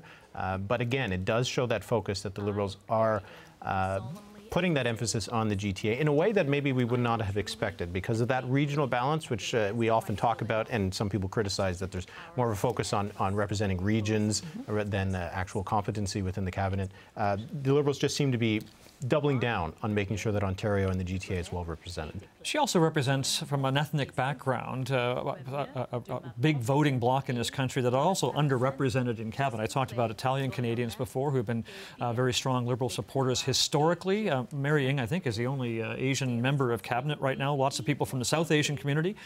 So I think that probably played a role in the decision to elevate her to cabinet after such a short period of time in elected office. She immigrated from, her bio says she immigrated from Hong Kong with her parents, and who operated a Chinese restaurant in North York. So small business background. Small business background, but you know, these are things that I know that it maybe seem a bit trite to say, but being able to signal to people that you're reflected in the composition of the cabinet. Your community has a voice inside this cabinet should be considered as one of the features in which they weighed her inclusion in cabinet over others from the GTA. So she's the final new member of cabinet, and after that we'll be awaiting the Prime Minister, who is going to deliver a press conference or take part in a press conference.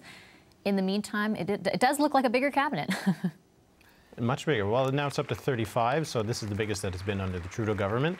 We do see the gender parities mostly being maintained, but we can see that there's 3 extra men and 2 women, so 1 more man. Then if you exclude Justin Trudeau from cabinet, then you're still talking about a gender parity, but generally the Prime Minister is considered one of the cabinet ministers. So it's not perfect parity anymore? No, but it was like that when he originally came in. There had there been 31 cabinet ministers, so excluding the Prime Minister, there still was that gender parity.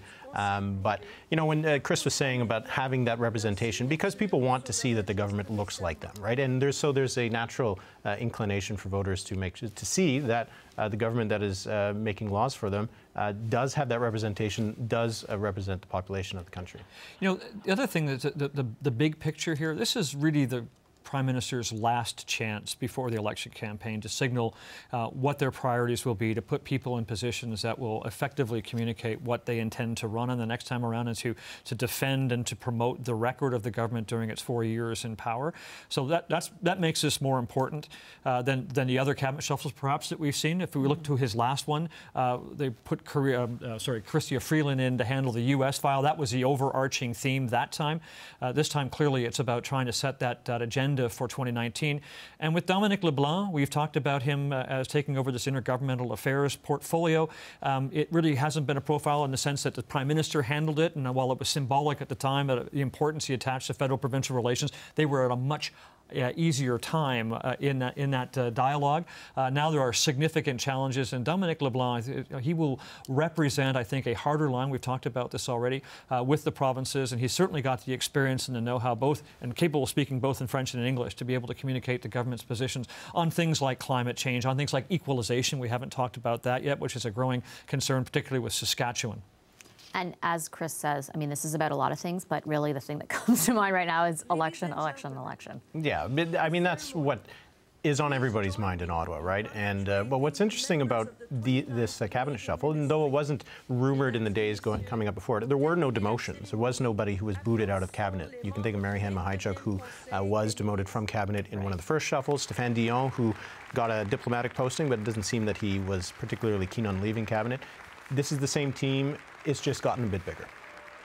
And we're seeing a standing ovation now. I'm thinking maybe for themselves. I'm not sure exactly what, but they look to be looking. We should also, we've talked about it briefly, but the trade and the Canada-U.S. files still obviously play in all of this too, because they will retain central importance for the government heading into 2019. Bill Blair, we talked about it briefly. I think this is a role that we will watch, first of all, how he works with the Public Safety Minister, Ralph Goodale, and with the Immigration Minister, Ahmed Hussein, and to what extent he spends his time in Washington trying to convince both Canadians and the Americans that border security remains a high priority for the government. And lots of hugs all around. So you are watching special edition of Power and Politics. I'm Vashi Kapellos.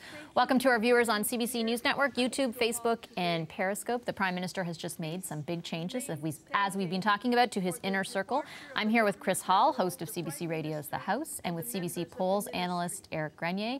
The CBC's Katie Simpson is on the grounds of Rideau Hall. Hey, Katie, you're our resident expert on the big Canada-U.S. trade file. What do you think these changes mean for that? There are certainly some appointments that will play directly into how Canada manages its relationship with the United States. Some of it is quite obvious, but some of it will be a little more detailed. For example, Dominic LeBlanc, he's going to become the Minister of Intergovernmental Affairs, which means he'll be managing the relationships between the provinces. One thing that the provinces, while there are some new disagreements with new premiers, one thing the provinces have, for the most part, been really on side with is ensuring that the Canada-U.S. relationship remains a priority, and that Canada speaks with a united voice when it comes to entering the U.S. and talking about trade and talking about NAFTA. So that'll be something that Dominic LeBlanc will also have to continue to do, and that'll be something that he won't necessarily face the big significant challenges on, like the other issues he's going to be facing. There is a change, of course, as well to the new Minister of Trade, Jim Carr, who's going from Resources to Minister of International Trade, but the title has actually changed. It's International Trade Diversification. Because there are such tensions with the U.S., because the state of NAFTA is still under negotiation and it's unclear what that path is going to look like moving forward, if Donald Trump is going to keep the United States in NAFTA, those kinds of questions. Looking for new markets to trade. If Canada wants to remain as prosperous as it has so far, it is a trading nation. Canada is a trading nation and must find new markets. So if things don't go well with our neighbor to the south, then Canada's got to find new markets. We know there have been efforts with the CPTPP. We know trying to launch those formal free trade talks with China. This is something that Jim Carr will now have to sort of pick up and launch. But on that Canada-U.S. relations file, they don't want to move too quickly on getting closer to China, because Donald Trump is really frustrated with the way that China does its trade practices, so Canada doesn't want to go too deeply down that road at this point.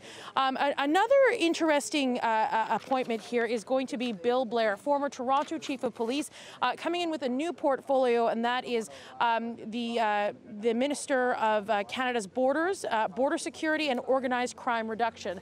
We know that the border crosser issue is a significant challenge domestically, but it's also something that the Canadian government is engaging with the U.S. on. We know that there are high-level talks about the Safe Third Country Agreement.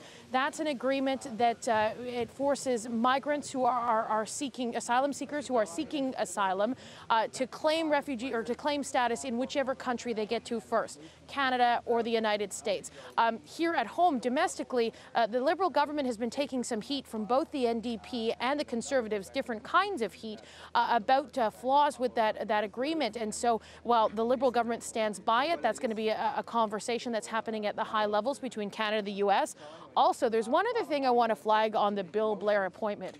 We know that Doug Ford is the new Premier of Ontario, and he's already raised concern about the issue of border crossers, saying he doesn't think the province of Ontario should have to pay for it, and they want to see the federal government foot the bill for things like shelter, for things like those kinds of costs related to this issue. Bill Blair and Doug Ford, for anyone who does not live in Ontario or does not live in Toronto, they have a long history. Bill Blair was the chief of police at the time Rob Ford. Rob Ford was mayor of Toronto, and of course there was the Rob Ford crack scandal, and it was Bill Blair that confirmed that yes, there was that crack video. So those two people have a very long history, and now Bill Blair is walking into this position on a challenging file. Now his point person in Ontario will be Lisa MacLeod. She is taking on a very large portfolio. That is something that they will be sort of counterparts on that, working together on that issue, or at least that's what both sides are hoping. They can open up some lines of communication. On Friday, of course, there was that blow-up in Winnipeg between the Federal Minister of Immigration as well as Lisa MacLeod, who is the new minister responsible for immigration in Ontario. So certainly both sides are looking for change on that in terms of working together or not working together, or certainly changes in that dynamic. So that's another interesting sort of Ontario-Toronto relationship that is now expanded to this national level. So again, Canada-U.S. relations will remain an important part for this federal government. No changes to Chrystia Freeland, no changes who is the Minister of Foreign Affairs but is handling the NAFTA file. No changes to the core people around her, people like Andrew Leslie, who's the Parliamentary Secretary for Foreign Affairs, but also handles Canada-U.S. relations. That's his specialty. No move for Harjit Sajjan, who has a close relationship with U.S. Defense Secretary Jim Mattis. Those kinds of people who are dealing with the core Canada-U.S. relationship, they are not moving, and some new positions here that will help try to foster the relationship between Canada and the United States. All right, thanks a lot, Katie. And we're just minutes away, we think, from a press conference with the Prime Minister. He'll be just behind where Katie is standing at Rideau Hall. But while the federal focus is firmly in Ottawa, at that scene right now, the province's premiers are gathering in New Brunswick for their annual summer meeting. And relations with the feds are very much top of mind at the summit. The CBC's David Cochran joins me now with more from New Brunswick. Hey, Dave, thanks for being with us. What are your thoughts, your early thoughts on this shuffle? Yeah, Vashi, we're still waiting to hear from the premiers. They're still meeting. We haven't heard from them to get their direct reaction to this. But there's a couple of things, and I want to pick up on what Katie Simpson was just talking about. If you've got your phone, computer, tablet, whatever, Google Bill Blair, Doug Ford, and you're going to get some fascinating reading, including Bill Blair threatening to sue Doug Ford for defamation when he was chief of police, and Doug Ford was a counselor for comments he made about the investigation into Rob Ford. So this is now going to play out at the federal-provincial level, because if you look at what the Ontario government has done, it's taken the language of the federal Conservatives on the border issue and adopted it as their own. So Blair is going to be there to, as a direct rebuttal to that, and also as a credible cop, an ex-cop, stamping down an organized crime to fight the Conservatives on the issue of the campaign they've been running on social media about the gun registry. So Blair's going to play a big role in that. A key thing for this region where I'm in New Brunswick right now, but for Atlantic Canada, and that's Wilkinson, the new fisheries minister.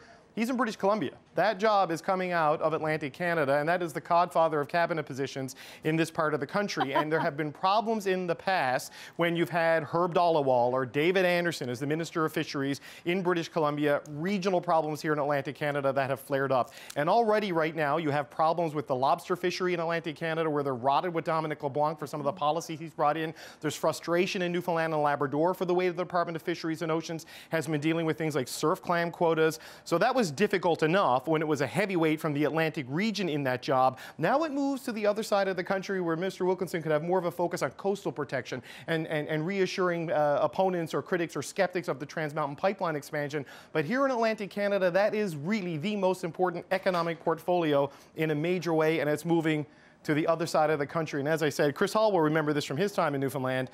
That hasn't always gone too well. And one other point, all the new ministers from Toronto, you got to staff those people up. Luckily for the federal Liberals, there's a lot of people from Queen's Park who just went on the job market. So you're probably going to see an influx of people from the old Wynne government coming into the Trudeau government. All right, thanks a lot, Dave. You got it. And I am here with Chris Hall and Eric Grenier. So Chris, Dave mentioned, you will remember that is an interesting decision in sort of discussion around Atlantic Canada and the significance of appointing a Minister for Fisheries from BC.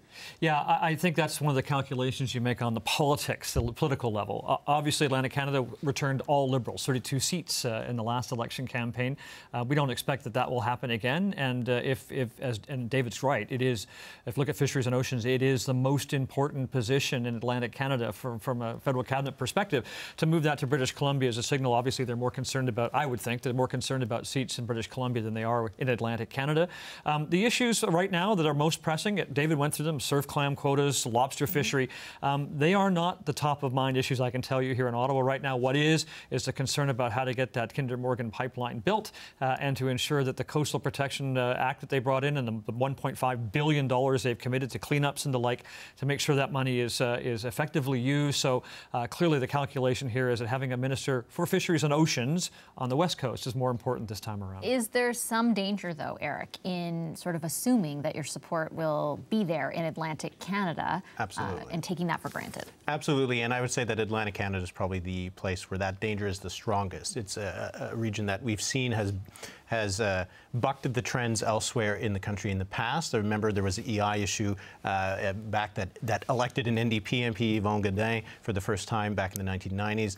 So that was a big issue. So doing that could be difficult for the Liberals. We do still see in the polls that they lead in the region. It is their best area in the country, but they have come down from where they were in 2015. And so the Conservatives have been able to take advantage of that. They are likely to make some gains in New Brunswick, for example. But the region already has 5 cabinet ministers, so they could not add another one when they weren't able to add one to Alberta, for example. So I think clearly with this decision, they've decided that the Ministry of Fisheries and Oceans, the focus will be on the oceans less than maybe the fisheries. Yeah, in fairness, LeBlanc is not leaving cabinet as the guy in charge of intergovernmental relations. He'll still have a presence in Atlantic Canada, can still communicate the specific issues and concerns of that region to the cabinet writ large. They also have the health minister, Jeanette Petitpas-Taylor, is from New Brunswick, and Seamus O'Regan, who's from St. John's. I think he'll have to take up a bigger role in terms of being the regional minister who's speaking to the fisheries issues, because after all, that is the lifeblood of the Atlantic Canadian economy, particularly in Newfoundland and Labrador. I want to ask you both about the other big subject that both Dave and Katie brought up, and that is this impending Bill Blair, Doug Ford, whatever's going to happen. That is an interesting dynamic, though, to the choice. Yeah, I don't know. I don't know the specifics of the dynamic. I remember the headlines at the time when Bill Blair and the Ford brothers were going at it.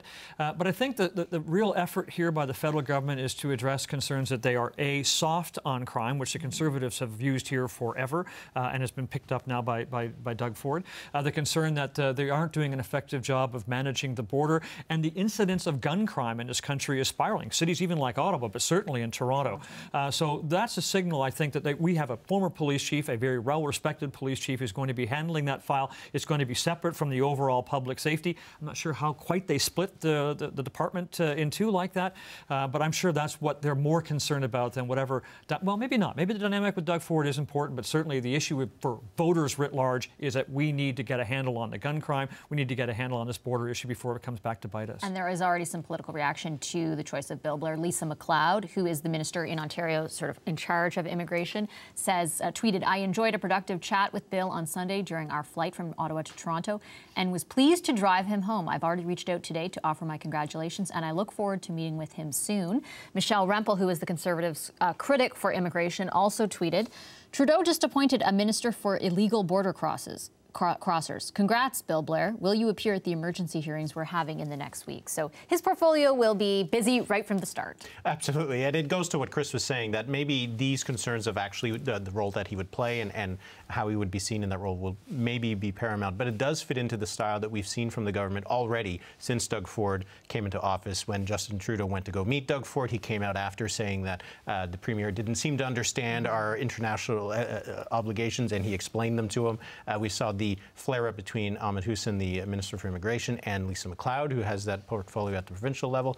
Does not seem that the federal government is very interested in playing nice with the Ford government in Ontario. And perhaps that is a political calculation, because it's probably a lot easier to run against Doug Ford than it will be to run against Andrew Scheer in 2019. And so if Justin Trudeau sets up the next election as one between his style of governing and Doug Ford's style of governing, that's a battle that I think the Liberals think that they would be able to win. It also never hurts that you have a Conservative government at Queen's Park when you're a Liberal here in Ottawa, because voters tend to have one or the other, not having both parties in power in both places. So running against Doug Ford, I think, is an absolute certainty, because clearly he has set himself up on the cap and trade. The first thing he did was to kill that program, despite the costs, the revenues that were coming in, and despite the liabilities that the province may face as a result of those companies who have bought credits that are no longer valuable.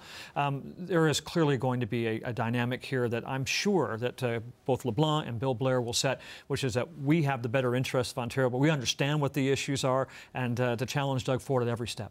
The issues, though, themselves, Eric, what do you think of the possibility of them becoming election issues, and specifically irregular migration, so those border crossers, guns and gun legislation, and then pots, because Minister Blair will still be in charge of that, and especially the issues at the border. I mean, pot will have been legalized by the next election, and everyone will be dealing with the consequences of that. Well, the danger for the Liberals is if it doesn't, the rollout does not go well. If it does go fine, then it might not become much of an issue in the next election. But definitely, I think border crossings will become an issue. Whether or not they are a serious issue for a lot of Canadians, very personally, because obviously a lot of the crossings are taking place in only a few parts of the country. But we've seen that the Conservatives want to use this as an election issue, and the Liberals as well do seem to like using this as an election issue. They seem to think, both sides seem to think that it is a good wedge issue. Now, that might not be the best place to make policy or to have a debate on something as sensitive as these kinds of asylum seekers, things like that. But both sides do seem to think that they can play politics on it. So having someone who is goes against type, perhaps, for the Liberals, might be an effective person for them to have in that role. You know, we've talked about this both on your show and mine with Bill Blair about people being turned away at the border if they tell the truth. Do you smoke pot? Yes, I do. This could roll out badly. There could be people being turned away in larger numbers than the Liberals expected. There's also the issue of getting rid of those past convictions for simple possession of pot. I don't know if that's going to continue to fall under his purview. It sounds like it is. And of everyone in government, I would say he has the most to say about that. Everyone, oh, we're going to wait to discuss that till after legalization. But he said his personal view is that marginalized communities are disproportionately affected by it. And again, to look at the American perspective, here's a former police chief of the largest police force, municipal police force in the country, on this issue. That comes with a bit of cachet, I'm sure. So I'm looking for Bill Blair. Yeah, he'll be front and center. There'll be lots of issues for him to tackle that are on a wide range of issues, from the criminal side of border security to dealing with the inflow of people coming from the United States. It's interesting, though, to see how that might affect the other portfolios that deal with those issues. So, for example, Minister Ahmed Hussein, who deals with immigration, who's kind of been the point man on the irregular migration file, and then also Ralph Goodale, who we talked to about everything to do with the border. I guess those questions now go to Bill Blair, and I wonder what that does to the other portfolios. Well, Ralph Goodale is a bit of a Mr. Fix-It, so I think maybe taking something off his plate is probably seen as a good thing. For Ahmed Hussein, maybe it allows him to concentrate on the parts of the file that maybe he is a better person to communicate that, talking about immigration, multiculturalism, and the importance of it for the Canadian economy, and then having someone like Bill Blair who can say, I know how to make sure that the border is kept safe. Yeah, I totally agree with that. Ahmed Hussein now gets a chance to really talk about the benefits of immigration and how the people are being brought in, the benefits of our refugee system, and not to be consumed by this, the crossings at Roxham Road and Emerson, Manitoba. I know they're on the downswing, but it's become a significant problem. And certainly I think the polls are suggesting that people are wondering how effectively the Liberals have managed this file. So with Bill Blair, they get a new face, a guy who's obviously familiar with the issue, and a guy who's pretty good on his feet when he's answering questions. The other one that seems pretty significant to me is Jim Carr in international trade and diversification. We saw a lot of signals that, I mean, it's understandable that diversification become a huge priority given the uncertainty that, ongoing uncertainty with the United States around NAFTA. How significant do you think will that role be in cabinet, and where do you see Jim Carr taking it? I think it's huge. Right now, almost everything we trade goes to the United States. We don't get world prices for energy products because our main customer is the United States. Jim Carr is now being tasked with finishing trade talks that haven't really come to fruition and making sure that those that have actually get signed and ratified to make sure that we have access to, well, there's Great Britain coming up. If the UK separates, if Brexit goes ahead, we're going to have to sign a trade deal with them. CETA is really huge, obviously, and as David Cochran and I think was pointing out, or maybe it was Katie, China didn't get done. A lot of people felt there would at least be an agreement to begin the formal talks for a trade agreement. That didn't happen when the Prime Minister went back in December.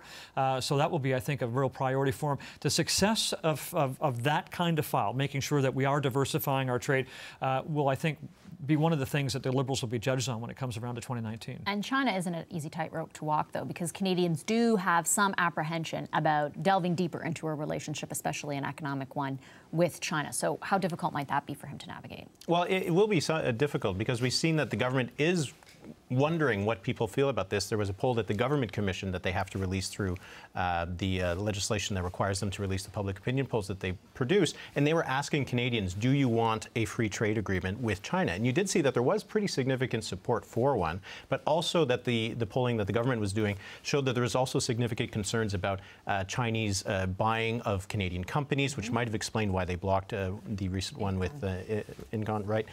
So there is that issue for the Liberals to deal with, because while people understand that trading with China would be a good thing for the economy, there is still a lot of apprehension about whether China has good human rights rules, that their labor legislation is fair, that it's the country that we want to allow to have too much influence in Canada. So to have someone like Jim Carr, who has been seen as one of the strong performers in the cabinet in that role, it shows how the government is focusing on some major issues. International trade, put Jim Carr there. Interprovincial relations going to be a big one. Put Dominic LeBlanc there. Natural resources now with Alberta and the pipeline. Sohi and Bill Blair for the border have someone like that there. Yeah, there's certainly a logistics that went into the logic of these appointments, is that they are addressing what would be perceived to be major election campaign issues a year from now.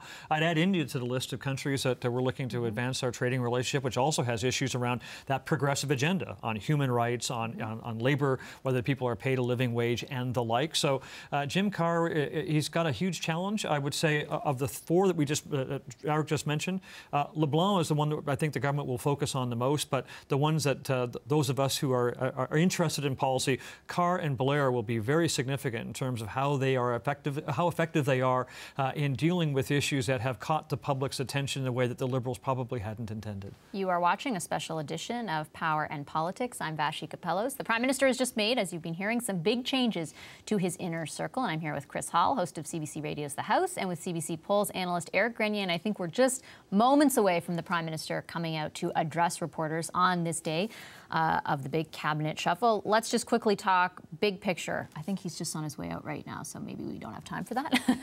We'll wait a few seconds, and we're going to take a listen into what the Prime Minister has to say. Bonjour tout le monde. Thank you for joining us here at Rideau Hall as we make some changes to our ministry and welcome new members to Cabinet.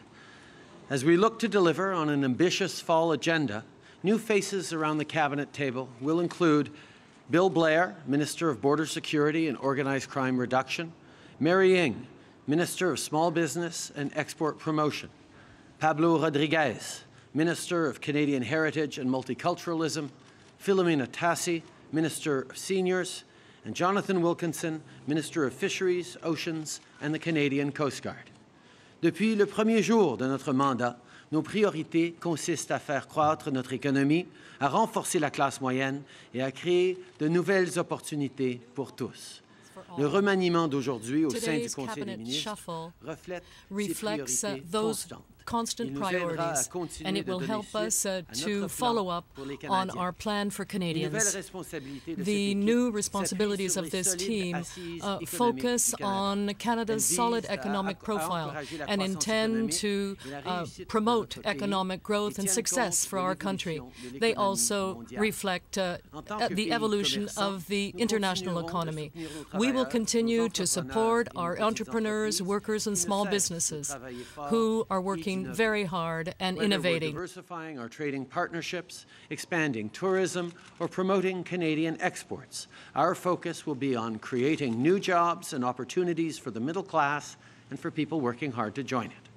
Our federal government will continue to work closely with the provinces, territories, and municipalities on the shared issues facing our citizens. Together, we can do big things, like fight climate change and reduce barriers to interprovincial trade. And finally, we're going to continue to make border security, border integrity and security a top priority. That means effectively managing the arrival of regular migrants and asylum seekers and preventing the flow of illegal drugs and firearms into our communities. We're looking forward to continuing to work hard on behalf of all Canadians, creating jobs and growing our economy and making life better for people across the country. Thank you very much for being here this morning. I'm happy to take your questions now. Bonjour, Monsieur Trudeau. Fanny Ollier de Radio-Canada. Good morning, Mr. Trudeau.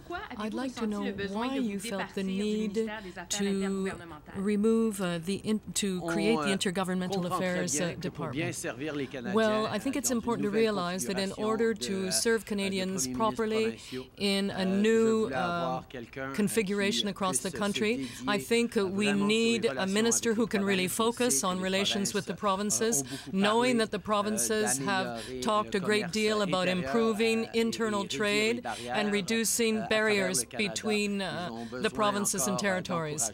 I think they need more encouragement, and I think having Minister Leblanc there to deal with that will be very positive for all of us. Why did Mélanie Joly receive a demotion? Well, I think people understand just to what extent tourism is an important engine for our economy. It creates thousands of jobs, and this is a time when people around the world are looking to Canada, and Melanie's ability to connect with people and sell Canada internationally, and also to strengthen that economic engine that exists right across the country in the small and large communities is it's a very important portfolio for all of us. People understand how important tourism is to the growth of our economy. It creates thousands of jobs right across the country in small communities like in our big cities. And having a strong voice like Melanie's out there both promoting Canada around the world and ensuring that communities and individuals and jobs do the very best they can as we welcome the world to come visit Canada is a very good thing, and I'm happy to have her in this important portfolio. Bonjour, Marie Vastel, Le Devoir. Monsieur Trudeau, vous avez remplacé un unilingue anglophone qui était responsible for immigrants by another unilingual anglophone, Mr. Blair. And there were people within your government who felt that a unilingual anglophone should not be managing that file. What do you say to that? I'm very happy about the cooperation we're having with Quebec specifically, and have been for months now.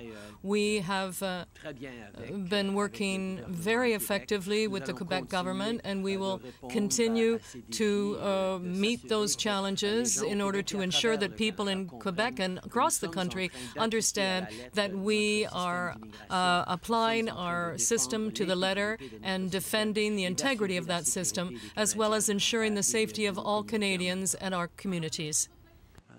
I think one of the things that I've been very pleased with is how strongly and closely we've been working with the government of Quebec over these past months, over this past year, on the issue of irregular arrivals. This is something that we have been very effective on at working with them, and will continue to be able to reassure Quebecers and indeed all Canadians that we continue to apply our rules and norms around immigration to the letter. We continue to ensure the security and the safety of Canadians, of our communities, and will continue to with the extra responsibilities that are now in our cabinet. Mais outre le gouvernement, il y a aussi des other than the government, there are also citizens who are concerned about immigrants coming through the border. How can you reassure them if the minister can't speak to them in French? And also, among the 5 newcomers, there are 3 Ontarians and 1 Quebecer. Does that mean that you are particularly focusing on Ontario now? Well, I think Canadians know that we are there to serve the entire country. We're always focused on the needs of different communities, and I'm very proud to have chosen to bring into cabinet people who believe that public service is a top priority, and I think that we will be in an even better position to serve Canadians by creating economic growth and contributing to job creation and reassuring Canadians about public safety. We will continue to do the excellent work we've been doing over the last 3 years, particularly in the last year, and as we respond to the challenges and meet Canadians' needs. And what about the citizens of this country and immigrants? Good morning, Mr. Prime Minister. Kevin Gallagher, CTV News. Almost lost the mic there. So international trade diversification, export development, strengthening the border. How much of today's cabinet shuffle is a response to Canada's changing relationship with the United States, Trump, and the NAFTA negotiations? I think there's no question that the international context is constantly changing, and there is certainly a level of clarity for Canadians, for businesses, for everyone across this country that we need to diversify our markets. We need to ensure that we are not as dependent on the United States, and promoting small businesses to export more, ensuring that we are diversifying our trade is a huge responsibility for this government, and one we take very seriously. It's great that we have signed historic trade deals with Europe and with Asia. We continue to work on renegotiating NAFTA. We're looking at more trade deals with South America, but at the same time we have to make sure that the benefits of those trade deals are being felt by citizens, by workers, by small businesses, by entrepreneurs, by consumers. That's exactly what we are putting the focus on. That's one of the things we're putting the focus on in this renewal of our cabinet. I think it's clear that the international context is evolving, and Canadians understand that our dependence on the United States at this time, when it comes to trade, well, that it would be a good idea to diversify a bit more.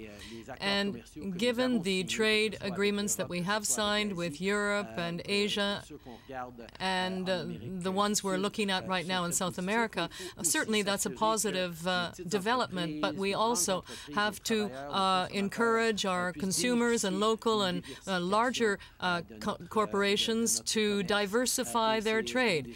And that is one of the things we are emphasizing with this cabinet shuffle. Part of Minister Blair's new portfolio really focuses on the irregular border crossers. Why was this particular portfolio needed to be taken away from Minister Hussen? What couldn't the immigration minister handle in this file that it needed to be divvied off to a new ministry? I think there's a recognition that the question of irregular migrants is one that falls very much under 2 ministries, under public safety with the Canadian Border Services Agency, and with immigration with its responsibility over refugees. Both of those ministries have significant and important range of things that they are doing, and we felt that being able to bring forward someone with the extraordinary public security experience and history of service, well known to most Ontarians and all Torontonians, Bill Blair has always stepped up in public service, and we're excited about being able to have him focus on this particular question within the larger areas of public safety and immigration.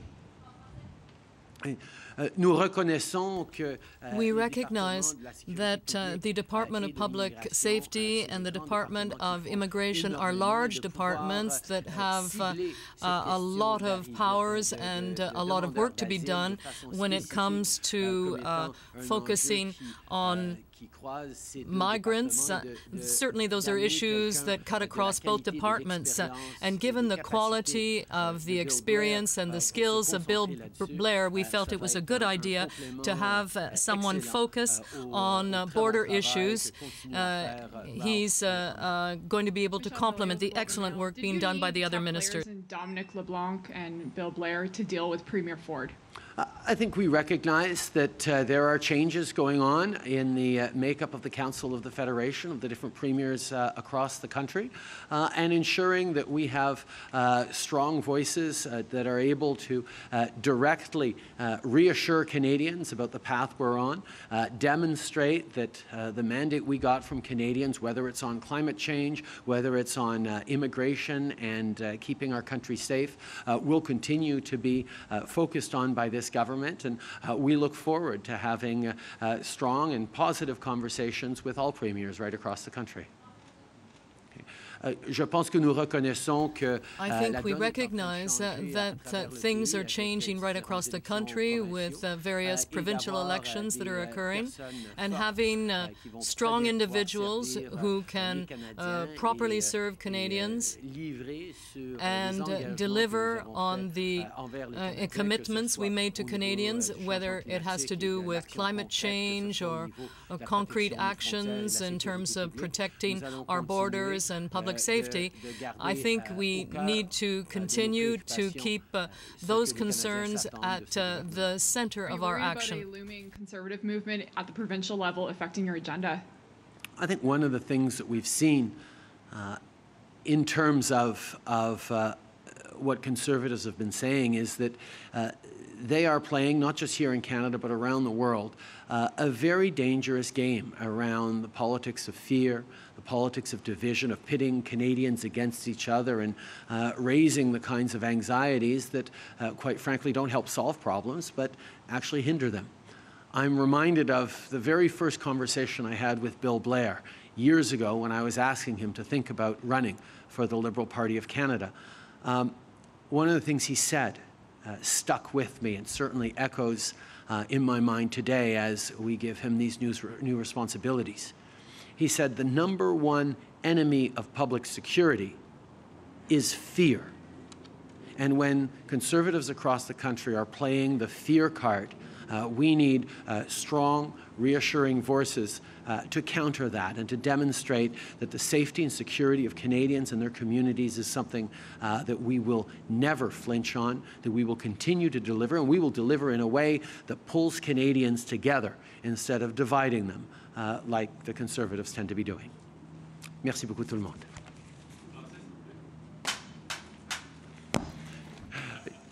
Une des choses que nous sommes en train de voir à travers le pays, c'est que les conservateurs misent encore une Conservatives once again are focusing on fear and division in order to promote their political agenda.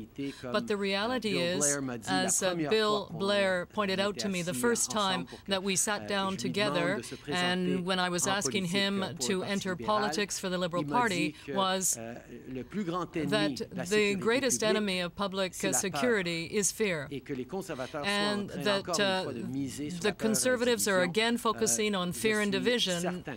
I am quite certain that Canadians will see through this, see through these political games, and at the same time we want to ensure that we have a strong team in place that can reassure Canadians and show them that we are fulfilling our mandate and delivering on that in a positive manner. Thank you.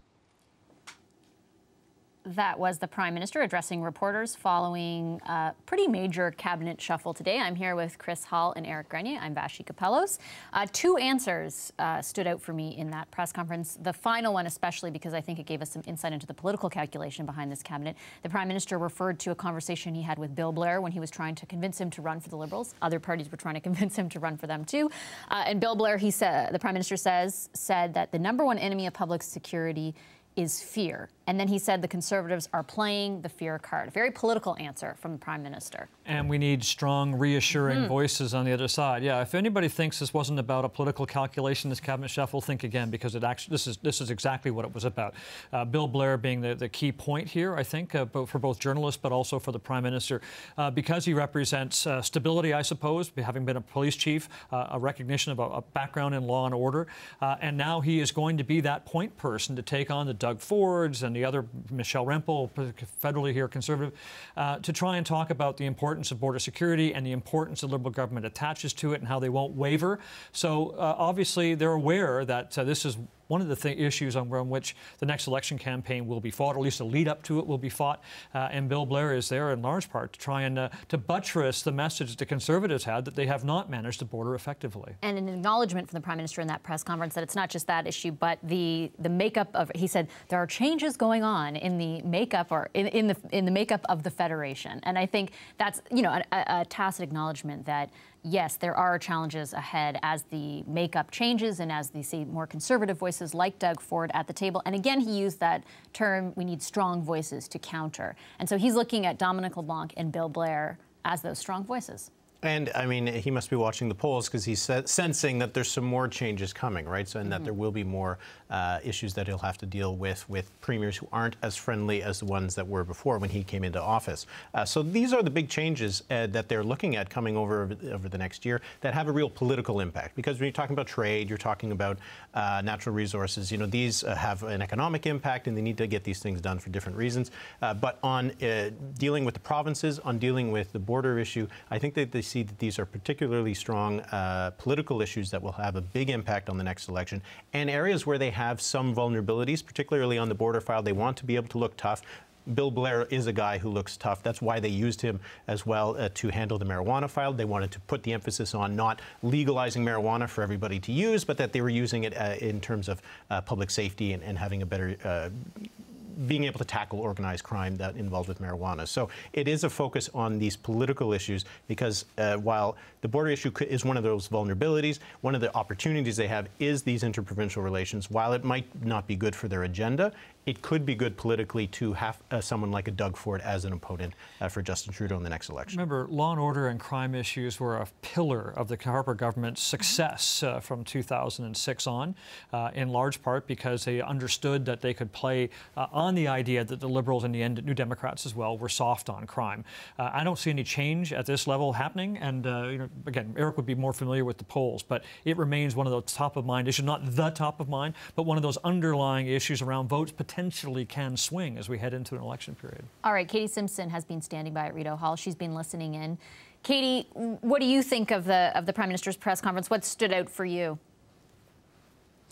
Something that you mentioned, Vashi, this is a clear indication of what we're going to be hearing until the fall of 2019. This is clearly an issue. The border crosser issue is not going away anytime soon. The Conservatives have really focused on it and galvanized their base around their concerns. There are going to be some emergency meetings on this issue this summer. And now we see that the Prime Minister has clearly recognized that this is going to be a challenge that is not going away, not just actually dealing with the challenge itself, but politically. And in that last answer he gave, he indicated foreshadowing what we are going to be hearing right up until the 2019 election. And of course, this is a holdover from the 2015 election. When Justin Trudeau ran for the Liberals in 2015, it was in an attempt to cast the Conservatives as the party of fear and division, seizing on moments like Kelly Leitch and Chris Alexander when they came up with the barbaric cultural practices typical pipeline, things like that, using that same kind of language like fear and division and trying to cast it on the Conservatives. The Conservatives are going to be doing everything they can to fight that and to break away from that 2015 election campaign, while the Liberals are going to try and do everything they can to really cast it as the same Harper Conservative Party and all the baggage that came with that. So if we've seen any sort of indication over what's going to be happening through the summer, at least, we've seen it with some of the points that Conservative immigration critic Michelle Rempel made at her news conference earlier this week, calling for a plan, saying that this government is unorganized. You know, how much are things going to cost? What is this government going to do to actually address this issue? Well, we now heard from the Prime Minister, okay, a new ministry is being created that's going to challenge this, but certainly this difficult discussion, this divisive issue is not going away. The Prime Minister just acknowledged it, and so moving forward, this is going to be something we're going to be hearing a lot of right into 2019. So far. All right, thanks a lot, Katie. Appreciate your reporting from Rideau Hall. The Prime Minister also used the term strong voices, as we said, but he also used it to describe Dominic LeBlanc and Bill Blair. What does strong voices mean, do you think, from his perspective?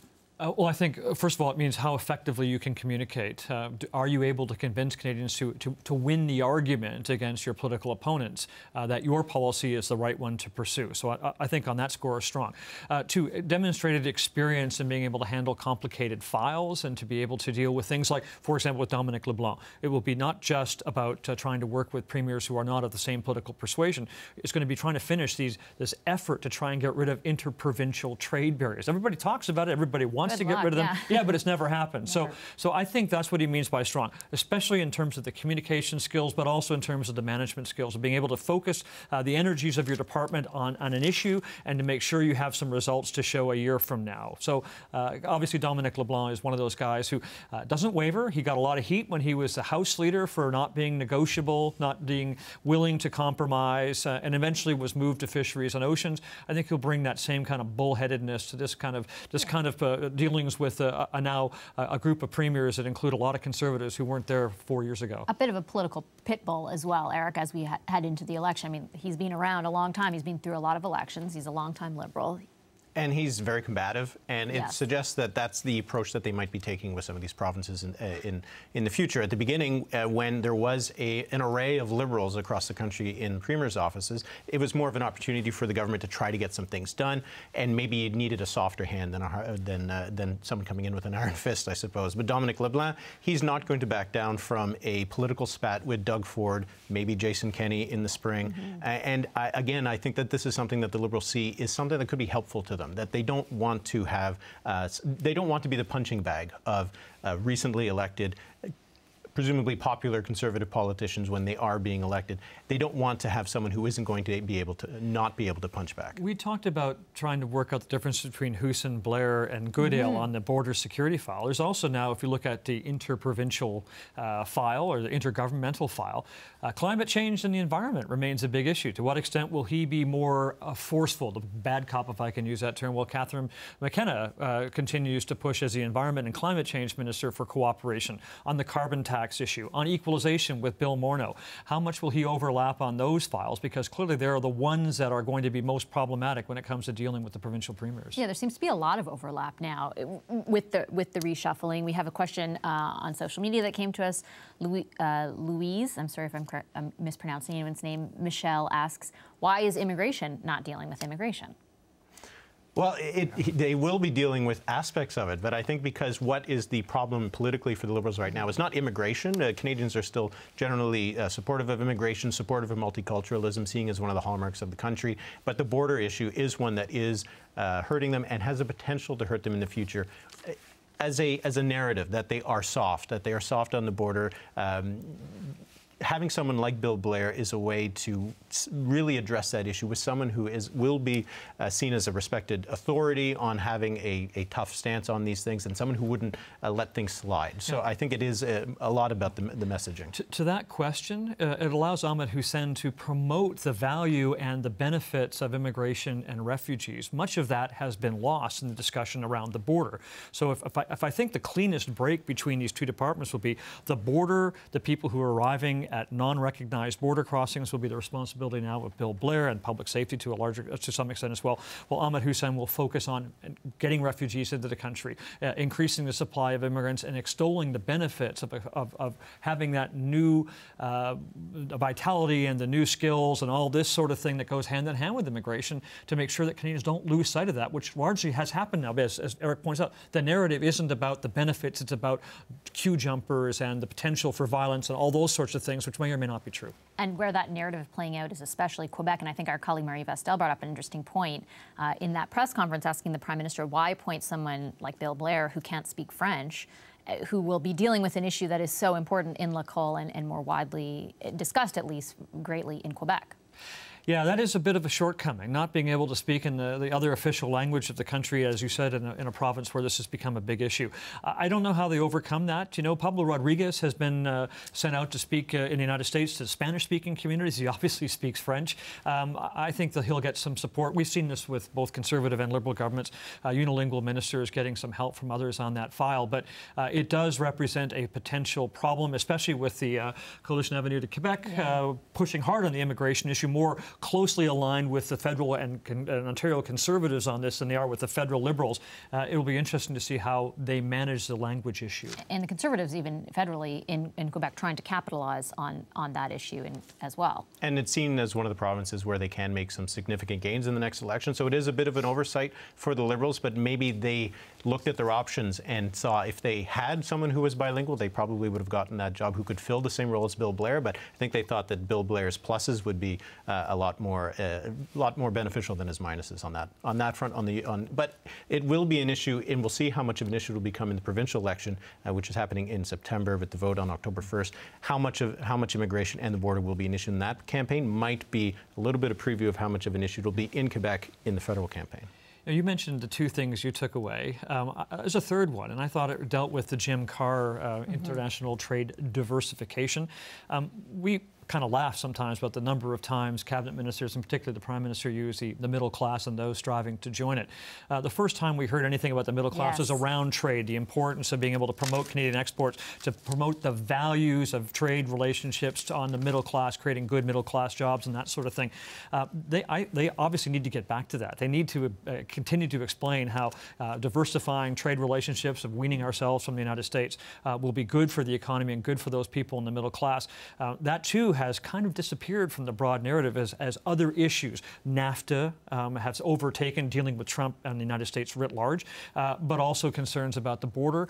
These are issues that are threatening to kind of bury the narrative around we are here for the middle class. I think Jim Carr will be one of those people who is talking about that both overseas and here in Canada. We've only got 30 seconds left, Eric, but that is an important issue. How might that bear, and that idea of middle class, those working to join it in the next election? Well, as long as they can show that they have something to show for the last 4 years, then they might be all right in the next election. But of course, it's always about how people feel rather than what the reality is. So having those good communicators will be key in the next election to make the case that the things that the government has done over the last 4 years has benefited the middle class.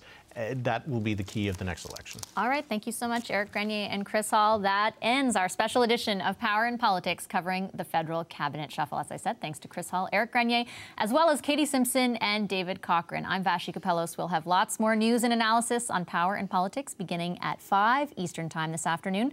Stay with CBC News Network. We'll now hand things over to Rashmi Nair in Toronto.